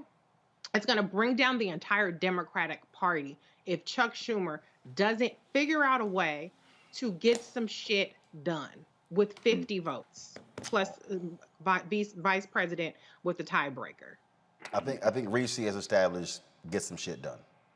All right. A black man in Oklahoma was facing execution despite recommendations from the State Board of Parole to commute his sentence. Julius Jones was sentenced to death for the 1999 slaying of Paul Howell. Last week, the State Parole Board recommended Jones' death sentence be commuted to life imprisonment without parole. Jones is still awaiting to see if Oklahoma Governor Kevin Stitt will follow the recommendation from the panel. His execution is set for November 18th by lethal injection. All right, folks, got to go to a break. When we come back, missing while black. All of this attention on a white woman whose body was found in Wyoming. Massive media coverage.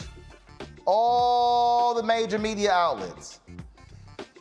Gwen Ifill once called that white female missing syndrome. And now the media, now they're racing to do stories on black people who are missing. Where have y'all been all of this time? We'll talk with the father of a brother who has been missing, who is trying to get answers, is yet to do so. And also the organization whose focus is on African Americans who come up missing. That is next on Roland Martin Unfiltered, live on the Black Star Network.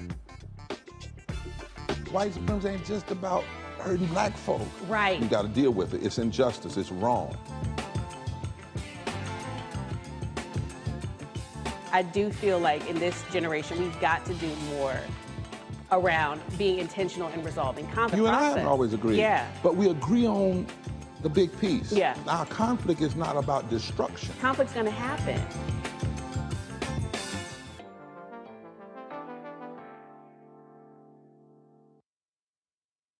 It's time to be smart. When we control our institutions, we win. This is the most important news show on television of any racial background. Y'all put $2, $3, $4, $5, $10, $15, $20, $30 on this and keep this going. What you've done, Roland, since this crisis came out in full bloom. Anybody watching this, tell your friends, go back and look at the last 2 weeks, especially of Roland Martin Unfiltered. I mean, hell, go back and look at the last 2 days. You've had sitting United States senators today, Klobuchar and Harris. Whatever you have that you can bring to Roland Martin Unfiltered to support it, please do, because this information may literally save your life. Watch Roland Martin Unfiltered daily at 6 p.m. Eastern on YouTube, Facebook, or Periscope, or go to RolandMartinUnfiltered.com. Support the Roland Martin Unfiltered Daily Digital Show by going to RolandMartinUnfiltered.com. Our goal is to get 20,000 of our fans contributing $50 each for the whole year. You can make this possible. RolandMartinUnfiltered.com. Hi, I'm Vivian Green. Hey everybody, this is your man Fred Hammond, and you're watching Roland Martin, my man, Unfiltered.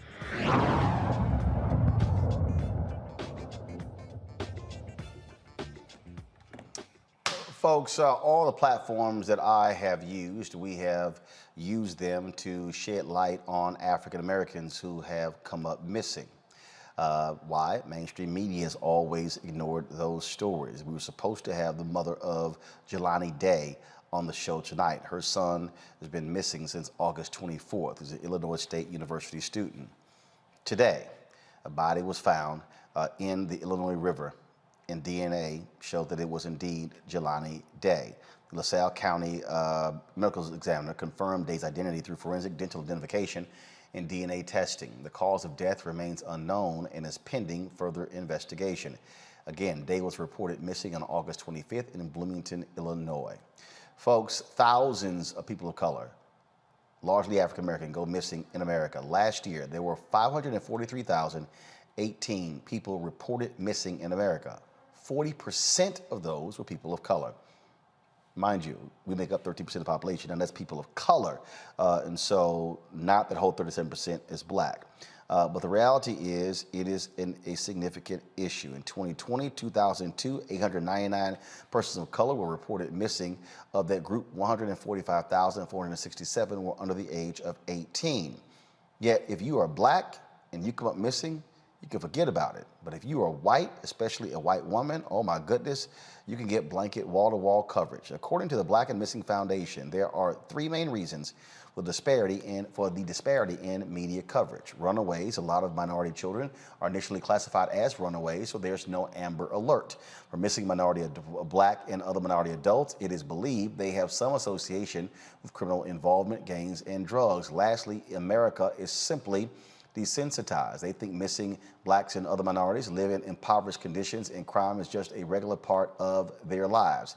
These reasons force families to do everything they can to get the word out about their missing sons and daughters. Daniel Robinson has not been seen since June 23rd. The geologist went missing after leaving a work site in the desert in his Jeep Renegade. His father, David, and the co-founder of Black and Missing Foundation, Derrica Wilson, join us right now. I'm glad to have both of you. It is always difficult when we have to report the story of someone whose body has been found. Derrica, that is the case for Jelani Day. His mother obviously was shocked to get the news today, processing that death. But this is part of the problem. When black folks come up missing and you don't get it out early on, then it typically leads to these type of endings.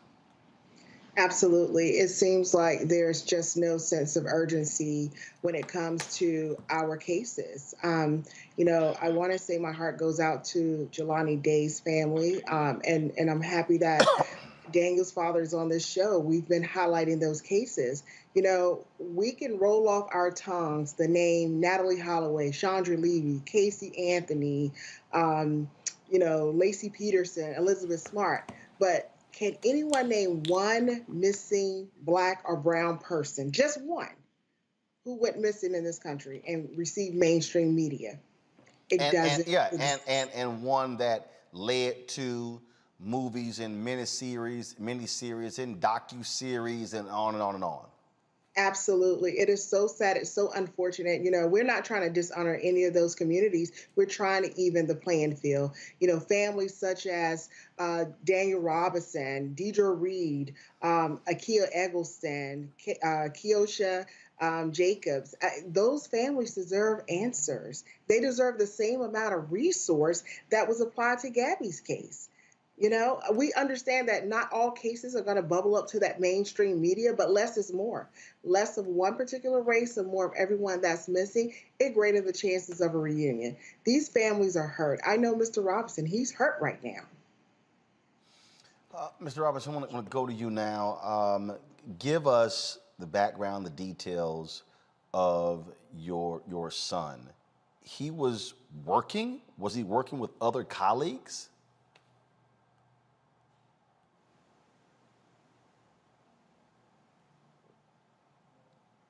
Can you hear? I can hear you now. Yes, go ahead. Give us the backstory of what happened with your son. He was working. Was he working with other colleagues? Did he leave alone or with colleagues? What happened? Well, my son, he works for a company called Matrix New World.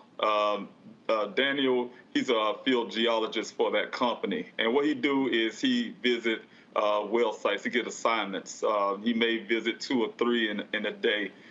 He often meet with one representative from a drilling company who assists him out there at the well site. The morning that my son went missing, he met a gentleman from the company called Weber, and those 2 are the only folks that was out there at the well site. My son do his collection, and the other gentleman do his job on the well site, himself. But this morning they didn't get to do the work. From what I understand, the whole story is based on the gentleman, first of all. But according to that, my son decided to leave work early because of rain, and he headed out west into the desert where he never been seen again. Okay, first of all, we said the desert. What state, what city, where was this? It's in Buckeye, Arizona. It's outside of Phoenix. It was on the west side of Phoenix. All right, so he leaves the site, comes up missing. When did the company notify you or someone that he was missing? Well, it's roughly around 5 o'clock. I live in Columbia, South Carolina. My daughter, she's also here in Phoenix. She's been living here, out here with my son out here also. And she alerted me. It had to be around 5 o'clock, here in Phoenix. And back home in South Carolina, she called me there and alerted me that the job, one of the workers from the job came to her house searching for him, looking for him. Okay, so someone came to looking for him. Okay, so what did the company then do? When were police notified? Was his car found? Was items found? Was any tracking of his phone? Anything? No. In fact, I called the police department. My son was living in Tempe at the time. They told me I needed to talk to Buckeye Police Department because that's the last place he was seen. They had me wait 12 hours before I could put in a missing person report. And since then, the job, like I said, yes, question, no, the job have not did anything other than alerted my daughter that he left the job site. Whoa, hold on. Your son was working for the company. Yes, he's on duty. That's correct. The company did not initiate some type of some type of search. They did. So what did the company do? Just, hey, your brother's missing. Let us know if you hear from him. That was it? That was it. How many Black people work for this company? Well, my son, what I understand, I believe he is the only one. You know, you don't find too many geologists out there. He's, in that sense, a minority when it comes to that field. I'm proud of him. He's something he wanted to do, you know, when he came out of high school. So he landed his first job out here, and I was proud of him for that fact. Okay, so, all right, so he comes up missing. Was in the first 48, 72 hours, first of all, you had to wait 12 hours, I get that. Was any search conducted? Any aerial search? Was there any retracing of the steps? What has his vehicle been found? No, not at all. Not at all. The first search was 3 days afterwards. I asked them for the search the next morning. It took 3 days to search for him. That's correct. And who did that search?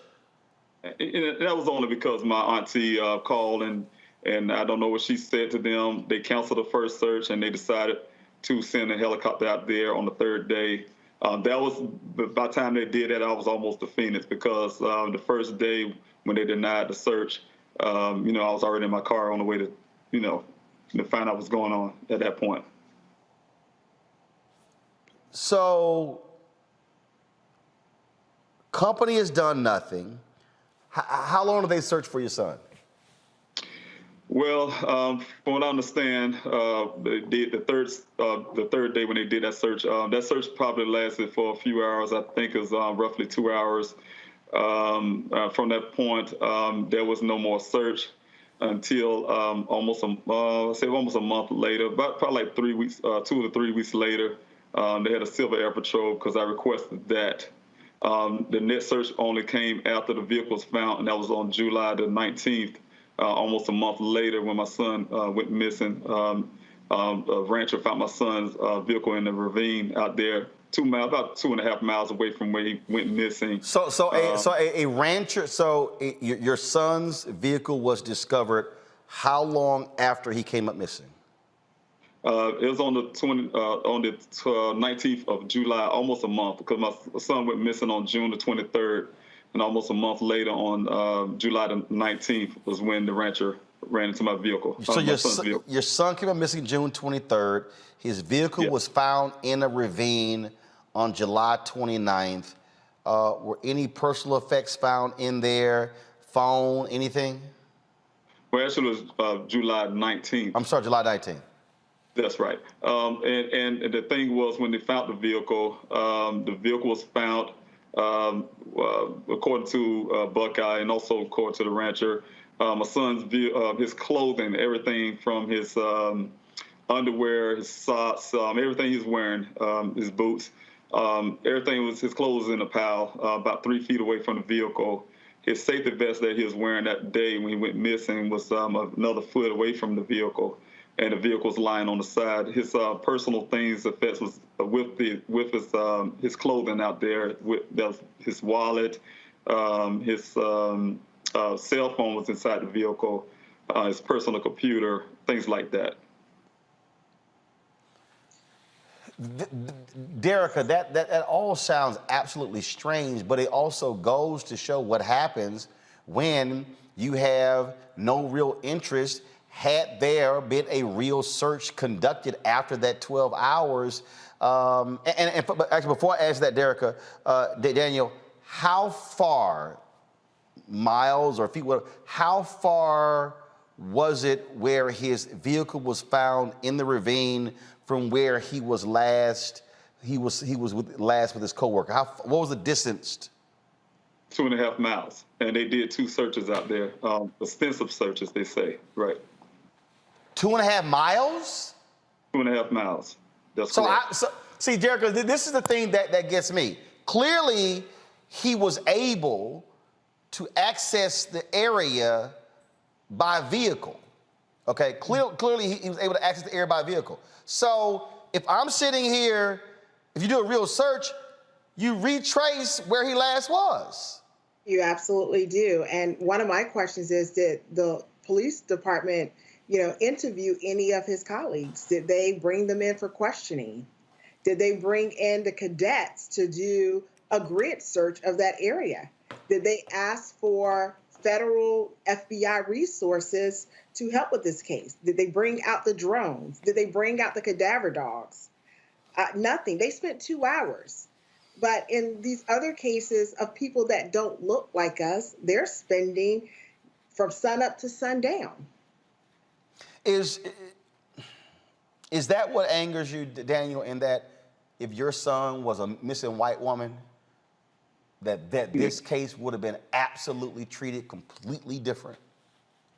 Yeah, and because I'm a father who loves my son, when I was on the way up here, I'm a go-getter. So the first thing I was doing is, as soon as I realized these guys from day one wasn't taking it really serious, I had to go find them myself. That's why I started my own search parties, and I've been doing it for 7 weeks straight, out there looking for my son.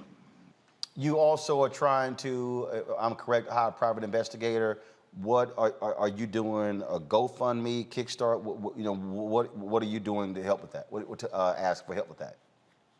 Well, I've been out here, like I said, since June the 26th. From that time, of course, I have a home in South Carolina.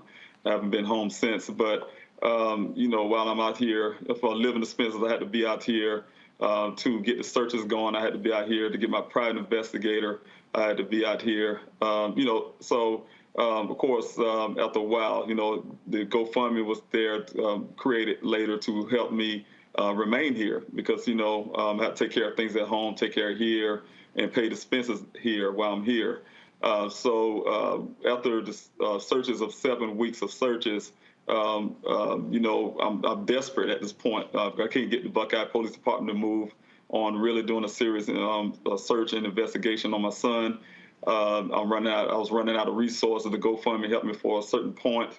And then, because of the Gabby thing, my son, what I've been working hard for 3 months, finally came up. People started taking my son's stuff serious, and also to help with the GoFundMe, so now I can stay a lot longer to continue what I was doing. I'm about to open the searches back up again.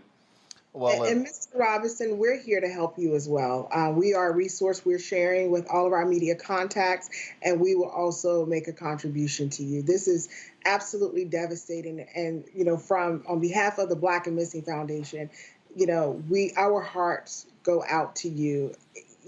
No family should have to deal with this.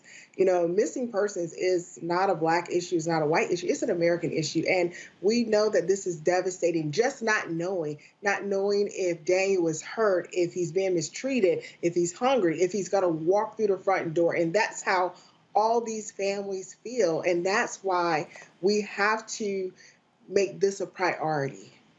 All people who are missing deserve that equality. That's right. We shouldn't have to fight for everything. Mr. Robinson, if you could get us that GoFundMe information, we'll also share with my 3 million social media followers, and we'll share it on the show as well. Yes, sir. I really appreciate that. Thank you. Sir, I appreciate it. Good luck, and we hope you get the answers that you absolutely deserve when it comes to your son. Derica, we also appreciate your work as well. Thank you. Thank you. Thanks for having me on. Go to my panel, Greg, Reese, and Faraji. Reese, again, what is tripping me out is to see white folks in mainstream media write stories about the disparity over the attention when I'm going, the same white editor, the same white news director, the one who's assigning the stories is the one who's determining when the white woman gets coverage and everybody else don't. Yeah, I mean, and what's crazy here is, it seems like in order for Black stories to get attention, they have to be, a more acceptable and a more upstanding Black citizen. I mean, forget about a runaway, Black person being being covered.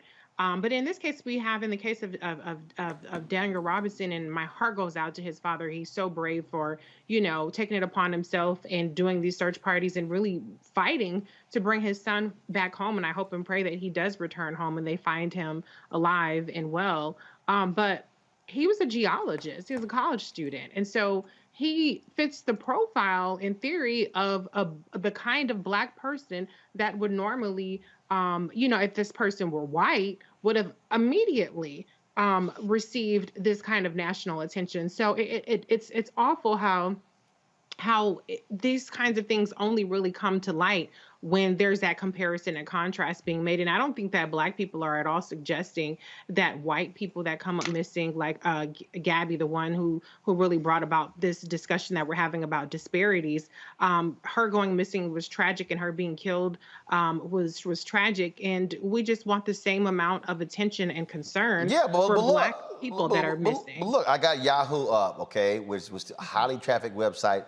Look, this is the lead story. Warrant for Petito's fiance not related to her death. If I go to, let's see right here. If I go to NewYorkPost.com, and if I go here, boom, arrest warrant issued for Brian Laundrie over Gabby Petito's death. I mean, when you start, bottom line is, when you see these kind of stories, Faraji, I mean, we see massive media attention. I'm talking about mainstream media throwing resources, multiple reporters, multiple staff on one missing white woman, and just repeatedly ignoring all the rest of these stories as if we don't exist. You on mute.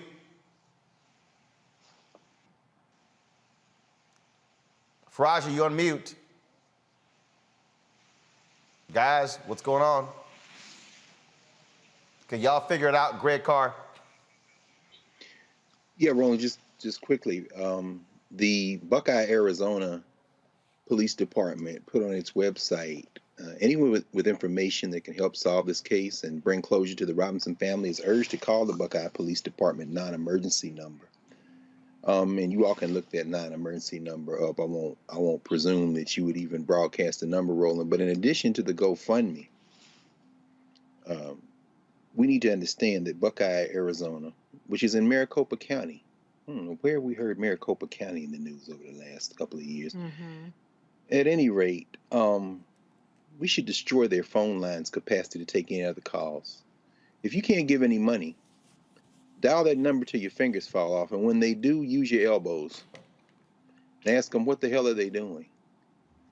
We just heard a man whose temperament is heartbreaking in his calmness. He left South Carolina. He left to find it. He said, I went to find my son because they're not looking for him. You're right, Reese, of course. Of course. No human being should be missing.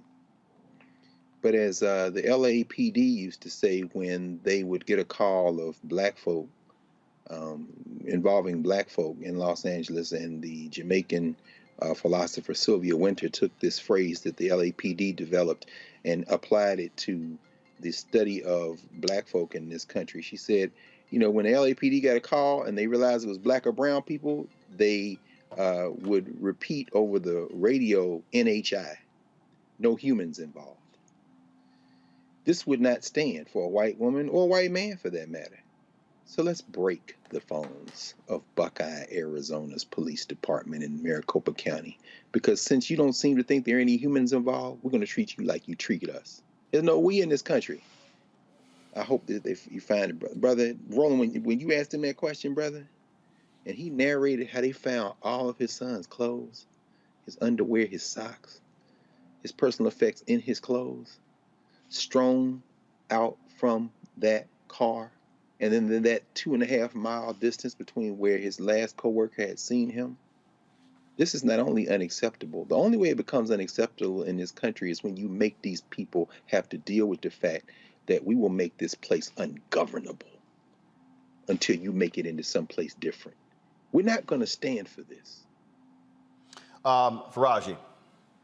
Yeah, I mean, I just think that it's interesting because when I look at a media scan of how, you know, this case with Gabby compared to the cases of black children and black people, it's always like the media says, you know what, we can do more. It's like this hypocritical stance that, yep, we recognize that we don't put enough emphasis on black and brown missing people. We recognize that. And then you start having these kind of like bubbling up conversations about the importance of it. The data comes out, 40% of missing of people of color. I mean, all of this, but it's so hypocritical. It's really, really hypocritical. And I think that also that we should look at, okay, is it just us? I mean, just the traditional white media, or is it us, how we feel as a community about when one of our own go missing? I mean, it's each day in Black America, a child is taken, an adult finds themselves missing in this country, right among Black people, and we don't ask the right questions. We just kind of shove in. Oh, okay, they gone for a while, and then bodies end up somewhere, and all of those things. This happens right here in Baltimore. This happens right here in Baltimore, and so it's like we have to have the heart. I mean, some of us do, obviously. We can feel for the Dave family. We can feel for the brother Daniel Robinson's family. Right. We feel that pain. But we need to put that emphasis so that way we can't just put it all on the media. We got to take on that mantle ourselves. Absolutely, absolutely. So and somebody sent me a tweet. They said, my local news stations have spent so many resources. They all sent reporters to Florida, Wyoming, and Denver. Wow. Yeah, CNN has had reporters in multiple locations for the one case. That's how it happens. Hey, folks, earlier we told you about Until Freedom, how they were gathering at Friendship West Baptist Church in Dallas, gathering resources. Let's go live right now to Dallas, Texas. Linda Saussure is one of the co-founders of Until Freedom. Linda, give us a sense of how things have been going there. We were texting earlier, folks dropping off. Are y'all overwhelmed with supplies? Dallas showed up. We are, as you can see, we have a steady line of people bringing stuff in. We went out and made some purchases here in the Dallas area. Angelo's here, co-founder of Until Freedom, myself and our team, and the wonderful people at Friendship West Baptist Church. Shout out to Freddie Haynes and all the wonderful volunteers that are out here standing in solidarity with our Haitian sisters and brothers at the border. And so y'all going to be driving 6 hours to Del Rio, Texas. And so, how much stuff have folks brought? Is it one truck, 2 trucks, 3 trucks? How many trucks? Yeah, how many trucks? Yeah, so there are multiple trucks, but some are going to be going to different receiving stations. As you know, people are being released into Del Rio, and then they're being moved to places like San Antonio and Houston, which are some of the major cities that have major airports that people are being sent around the country. So the Del Rio is just a really small area. So this particular U-Haul truck that you see right here is the one that is going to be going to Del Rio, that has baby diapers, baby wipes, sanitary napkins for women, hand sanitizer, baby formula, just a lot of important basic necessities that people need just to feel a little dignified and have some basics for the trip that they have to make, either to San Antonio or to Houston or to other parts of Texas. And look, the reality is there are a lot of folks who are going down the Del Rio for the photo op. Y'all wanted to make sure that that y'all are helping the people. You gotten with Trey, the rapper out of Houston, his organization as well. And so y'all have really put together a strong coalition to provide some help to the folks there, these Haitian migrants. Absolutely, and we thank you, Roland, for always sharing and giving us this platform. This is about helping our Haitian migrants at the border, but it's also a way to shame the United States government for the treatment of the Haitian migrants at the border. It is their responsibility to bring supplies, to dignify these people, to support these people who are literally in desperation, which is why they're at the border. And so we are demanding that President Biden end Title 42, stop the deportations of these Haitian migrants, and figure out how to process them and give them the opportunity to access a safer and better life here in the United States of America. And so you talked about going to these multiple cities. Are you also organizing people in those cities to also give as well? And people they want to know, okay, I'm in a city, where do I go? If there's somebody out there who's watching and listening and they want to send money as opposed to supplies, where should they send it to? So yes, so as you can see, the majority of people who are here with us today are from the Dallas area. They are volunteers. They have come out in solidarity to support this effort. We are asking people to give resources to the Haitian Bridge Alliance. They are an organization that is at the front lines of supporting Haitian migrants across the border, and they have been doing this work for weeks now, not just because of this recent imagery that we saw. So give the Haitian Bridge Alliance. You can also support Until Freedom, untilfreedom.com. We are helping to coordinate and just really add our platform and our resources to this effort.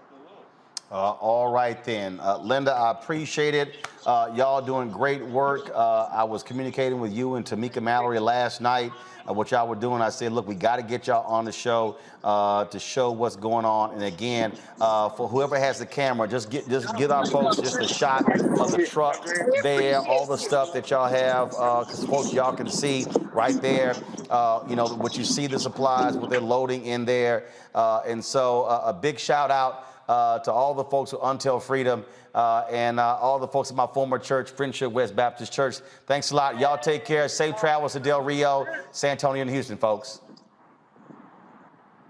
Okay, hold on a sec. Y'all safe travels. I want to get in there. I want to get in there. Say hi. All right, say bye. All right, y'all. Thanks a lot. I appreciate it. Thanks a lot. See, the thing there, Reese, is, again, there are others who are traveling down there for photo ops. They ain't bringing nothing. They ain't helping nobody. It's all about getting attention. That's how you mobilize and organize a community. I'm always talking about on this show how you put the work in and how you mobilize and organize. It's one thing to comment and tweet and post on Facebook and Instagram and TikTok, but what Until Freedom is doing, they are actually doing the work. Absolutely. And, there are a lot of times they take a lot of attacks, personal attacks. And in the process of doing this work, I think it's so important that you showed the images and the video of what is actually being done tangibly, because I think particularly, and I hate to even use the word woke because white folks have just completely gentrified it and ruined it. But there is a reluctance that some of us might have to send money because there's all these allegations of corruption and all these people don't send money, these people send money, these people this, that, and the other. But showing an organization that is, and you can see tangibly what they're doing and where they're going with it is so helpful, because people need to know that there are people on the ground doing the work. Everybody can't travel down to Del Rio. It's probably not even safe for a lot of people to be going down there. You need people that are really trained in this kind of action. To take that kind of direct action. But there are ways that we all can contribute, whether it's financially or whether it's going down there and volunteering and actually donating goods. So what I would encourage you to do is tune out the noise about this personality and that personality and who's doing X, Y, and Z. And the proof is in the pudding. It's all about the action. If you can see the action, then that's what you should be focused on, and how you can be a part of the solution instead of the noise machine. Raji? Yeah, I'm in complete agreement with Reese, and to also add to it, and I want us to make sure that we put out really accurate information. I see a lot of people talking about Cash App in this group or GoFundMe or you can donate here, Brother Roland. What is, and I want to get your take on this. What is the best way people can give money or to send supplies? And considering Del Rio is being secured by federal and state authorities, what's the likelihood that those supplies will be able to get to our people? Well, that's why, and when Linda said, they understand that people are not just in Del Rio. And so they're disseminating the supplies in different places. I would dare say to anybody out there, frankly, if you're not in Dallas or Houston or San Antonio, send money. Because here's the deal. If you're going to go to the store and buy some supplies, you're going to be spending money. And so she gave the name of the organization, Control Room. Please get me that name of the organization again that she mentioned. But she also Haitian Bridge Alliance. Haitian Bridge Alliance. Y'all get a graphic together and put it on the lower third. Type it in what the website is. Also go to the Until Freedom website. That's what I would do. I would just simply, it would be a matter of resources. That's what I would do. Greg, you know, we talk about this all the time. Why Black-owned media matters. The reality is MSNBC, Fox, and CNN, these networks, they're not going to do that. They're caught up in other sort of stuff. This is why, as your brother said in that promo we're running, our eyeballs need to follow or go where we are. That needs to happen because when we're able to build capacity, when we're able to have not 2,776 watching on YouTube, or right now I think it's 1,400 watching on the Black Star Network app, or Facebook has actually been suppressing our damn live notifications, so our numbers are like 200 and 300 on Facebook. The reality is, when we can build it and have 2 and 3 and 4 and 500,000, that's building capacity. Stories like this, why it matters. Greg, I think you're on mute. I am. I'm sorry. I was on mute that time. As my brother said, you're right, Roland. Bring your eyeballs home. And we all run into people all the time who watch. They may not watch in real time. They go back and watch later. But, you know, not only do we not expect white-facing media and white-stream media to do that, because this is our mainstream, we shouldn't rely on them. As we saw with the case of the brother who at the verge of losing his job as a principal there in Texas.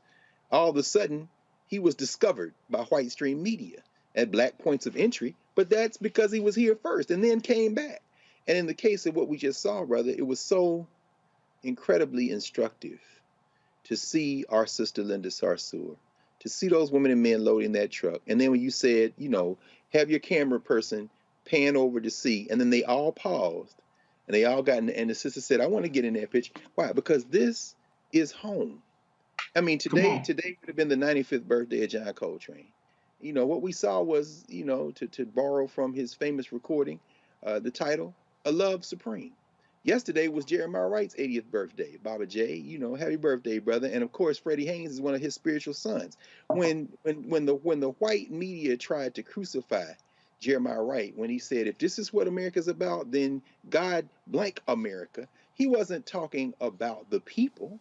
He was talking about any system that would put people in that kind of crisis. So finally, looking at that, brother, you know, I think about the great Paul Robeson, who made a recording before they took his passport, he and his wife, before they accused him of being enemies of the state, before they tried to break Paul Robeson, before Paul Robeson spent the last 10 years of his life convalescing at his sister's house in Philly. He was one of the greatest recording artists, most popular recording artists in the world, great film star and all that, and an alpha, but you know, he had good sense to choose that early. But when he recorded that song, The House I Live In, he starts with, what is America to me? A name, a map of a flag I see, a certain word, democracy. What is America to me? But what we just saw is what it is. He said, it's the house I live in. My neighbors, white and black. These are the church, the school, the clubhouse, the million lights I see, but especially the people. So when I say there is no we, there ain't no we. There's the people, and it starts locally.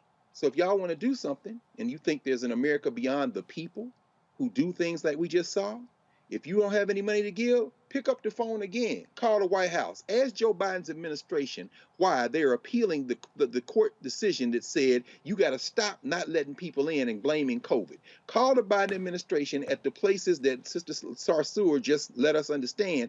If they're going to let them in the country, they're going to fly them to places and give them a notice to appear. You need to bang on the Senate, bang on the Congress, bang on the Biden administration, and ask them, what is your policy toward Haitians? What is your policy toward black people? Are you going to let those people stay here? And then, Roland, I don't know where Kristen Clark is in this or where our sister Vanita Gupta is, but we need to find out what the Department of Justice, what their interface is with this Biden administration policy of continuing the Trump administration policy. If you ain't got no money, get involved in the political process. But that's why Black Star is here, brother. Yes, sir. Mm-hmm. Indeed. Folks, we're not done. We're not done. First of all, I'm done with the panel. We're not done. First of all, I had a conversation the other night on Clubhouse where I was talking about holding these companies accountable in the wake of death of George Floyd. All these billions, they promised $30 to $50 billion. All these companies talking about how they're going to support black-owned media. They ain't spending the money. I've been calling folks out. And so I had a conversation on Clubhouse. It was interesting because folks were like, oh, why you on Clubhouse? Well, actually, I had a conversation on Clubhouse to tell people we're going to have part 2 on Fanbase. Black-owned app launched by Isaac Hayes III. I'm one of the folks who part of the crowd fund, which he got $3.5 million through crowdfunding to further develop the app. And so I said, we can't talk about black economic empowerment if we are willingly gonna have conversations on Clubhouse, but don't wanna go over to Fanbase. And so go to my computer. So at 9 p.m. in 48 minutes, I'm gonna have part 2 of our conversation on Fanbase. I want y'all to download the Fanbase app. We're gonna have a conversation over there. Let's blow it out. And I'm gonna walk y'all through this thing with these advertising agencies. I'm gonna walk y'all through why I call out brands specifically, because y'all need to understand what's going on. And so download that Fanbase app. Trust me, you want to check that out. Also, of course, yesterday we talked about the death of Melvin Van Peebles. Just tremendous man, amazing story. And so the director, Michael Schultz, he did Car Wash, he did Cooley High and others. I'm double checking because he recorded, he wanted to come on the show live. He's actually working. He sent me a video. I'm not sure if the video has come through, doesn't appear that way. So I'm gonna send him a text again and try to get that video. But what I'm going to do though is earlier today, I had a conversation with the journalist, author. I mean, he's done so much. He's done so much in the business, and that is Nelson George. And he had some amazing things to say, y'all, about Melvin Van Peebles, some jewels that actually just blew me away. And I wanted y'all to actually hear that. Here's my conversation with Nelson George. Nelson George, always glad to have you on Roland Martin Unfiltered, my brother. Good to be here, man. Good to be here. Sad to be talking about what we're going to talk about, though. Indeed. Melvin Van Peebles lived an extraordinary life, passed away at the age of 89. And I came across a video on YouTube of this unbelievable conversation with Gordon Parks, Melvin Van Peebles, and Ossie Davis, and you participated in that. Well, those brothers, they're the godfathers of contemporary African-American film, in that Gordon made Learning Tree in Hollywood, his first film adaptation of one of his books. Melvin did Watermelon Man, very close behind him. And right there in that same ballpark with Ossie Davis, several of them had done, so these three guys are sort of the benchmarks if you look at what we've done all the way up to, Barry Jenkins and Ava DuVernay and so forth. These guys were the breakthrough in terms of the civil rights era. Was Melvin probably the most iconoclastic? Because Melvin's, so here's the story. Melvin did a film in France first called Story of a 3-Day Pass. It was done in very new wave style. He was able to raise money in France that he wasn't able to raise in America. And that was like in 1966 or 67. He was seen by Hollywood. He made a Hollywood movie called Watermelon Man with Godfrey Cambridge. But he realized that the statement he wanted to make could not be made in Hollywood. And he made a movie called Sweet Sweetback's Badass Song about a male hustler who sees a man being beaten, shoots 2 cops, and goes on the run. And that was a revolutionary film in that the black character was not a clean-cut Sidney Poitier character. He was from the underclass. He shot police. He didn't just, yell at them. And he escaped. He escapes to Mexico at the end of the film. It was a film that the Panthers embraced, the film that black people embraced. And it set a new template for a black action hero that then leads into the whole blaxploitation era. So that one film alone was revolutionary. Now here's what's interesting here, because the New York Post, and I've been highly critical of, and I've been blasting them. They have a headline that included blaxploitation in it, but he was a critic of that. Oh, yeah, and it's interesting that they're trying to link him as if he was their headline was literally he was a black exploitation director. No, he wasn't. No. What happened is that his film situates a black hero attacking the establishment in an anti-establishment frame. The blaxploitation movies were usually adaptations of detective novels, or they had pimps. They were all very conventional. They were never as transgressive as Sweetback was. So they took elements of Melvin's success, because they knew there was a black audience that was craving this, and made a formula. But I also want to point out to you that Melvin wasn't just a movie maker. Right. So Sweetback comes out in 1971. In 1972, he takes a lot of the money he made from Sweetback. He has not one, but 2 plays on Broadway. Ain't Supposed to Die a Natural Death and Don't Play Is Cheap. Unprecedented. He had 2 plays on Broadway at the same time. Plays that he wrote, directed, and raised a lot of the money for. He also helped trailblaze marketing in terms of Broadway, because he went out and was able to get black church groups to come out and see the plays, and targeted them at a time when that wasn't done on Broadway. So the other part of that I should mention when I talk about these 2 plays is that one of them is a musical. That all during this time, Melvin is also a recording artist. He made a number of recordings throughout his career, many of which ended up into soundtracks to different movies and different plays. So the brother was a film director. He was a playwright.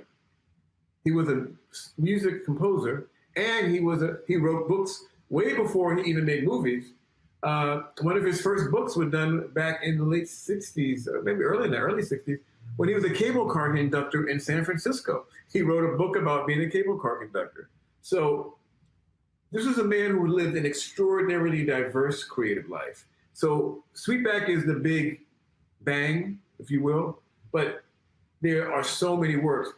I was watching Melvin perform at nightclubs in New York 10 years ago. He was still doing club dates where he sang, had a little band behind him, and was incredibly, so he lived a super vital creative life. And what you unpack there, and then of course, I mean, my goodness, he decides to, what the hell, I'm going to trade stocks on Wall Street. I mean, and so here was someone who said, you know what, the fences or the boxes that you want to put me in, no more boxes. I'm not going to do it. You're not going to put me in that box. And if I want to go here, I'm going to go here. If I want to do this, I can want to do this.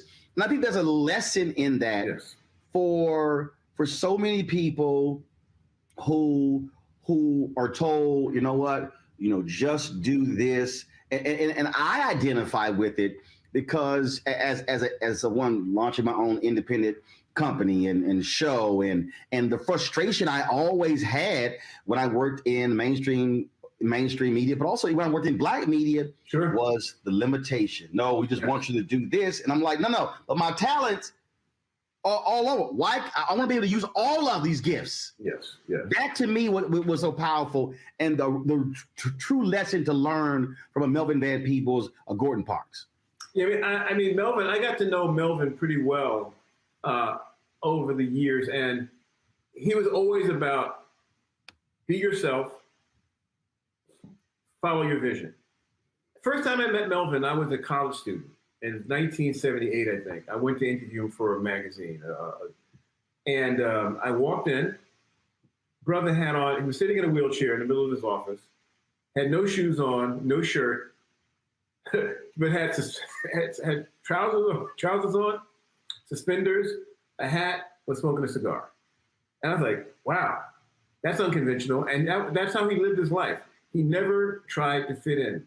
He made himself be who he was. You know, he totally was a free spirit. I'll tell you something interesting about Melvin. I found out yesterday. So I have an agent at CAA who was friends with Melvin. He says that when he joined CAA in early 90s, Melvin negotiated his contract. I said, are you kidding me? He said, no, Melvin knew money. Melvin knew money. And so this is a white guy. He trusted Melvin to negotiate his agent deal with Creative Artists Agency, the biggest creative artist agency, talent agency in the world, because he respected Melvin's business acumen. So that just gives you one idea of how diverse and how learned he was in so many different areas. And whenever this happens, a lot of folks like, oh my God, I'm so sorry to hear that.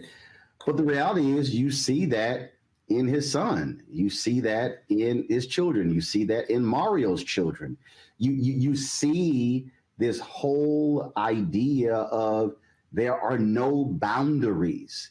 And all too often for African Americans, especially in our parents, for a lot of us, look, son, to daughter, look, get you a good job, get a steady job, just, don't make waves. But then you get older, and then people start thinking back and, man, I wish I had done this and I wish I had done that. And they have these regrets. I think Melvin Van Peebles lays down in his home in Manhattan, passes away. He passes away with no regrets. Oh, Melvin, as long as Melvin was running the streets of New York, he jogged all the time. I mean, he lived a very full life.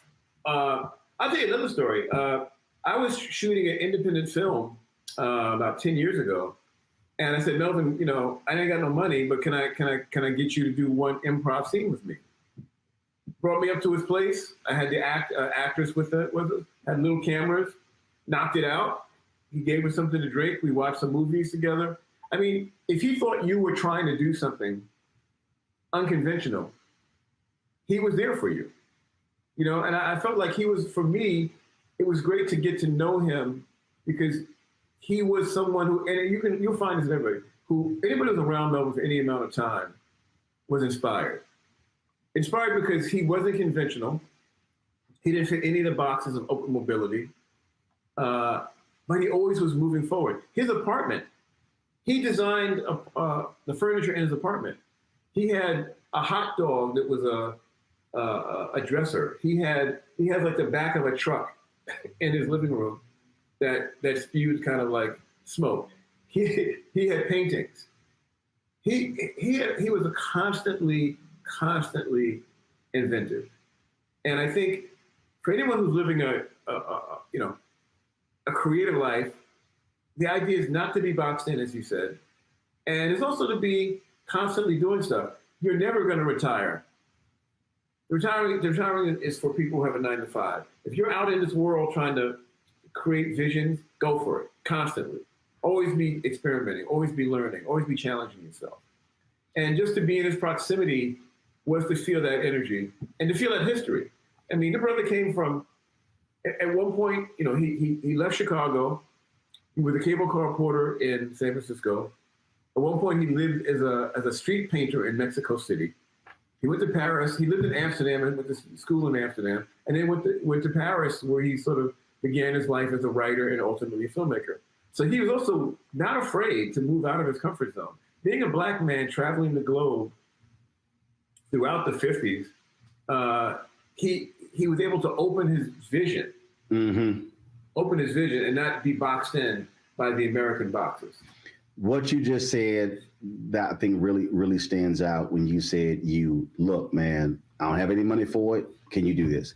He's like, no problem. And that, if there's one thing, Nelson, that sort of drives me crazy, and it really does. And I said this a couple of weeks ago on Twitter. I said, it doesn't actually cost me anything to help somebody out and retweet something. It doesn't. if somebody hits them and say, "Hey, Roland, can you do me a solid and do a mention on your show?"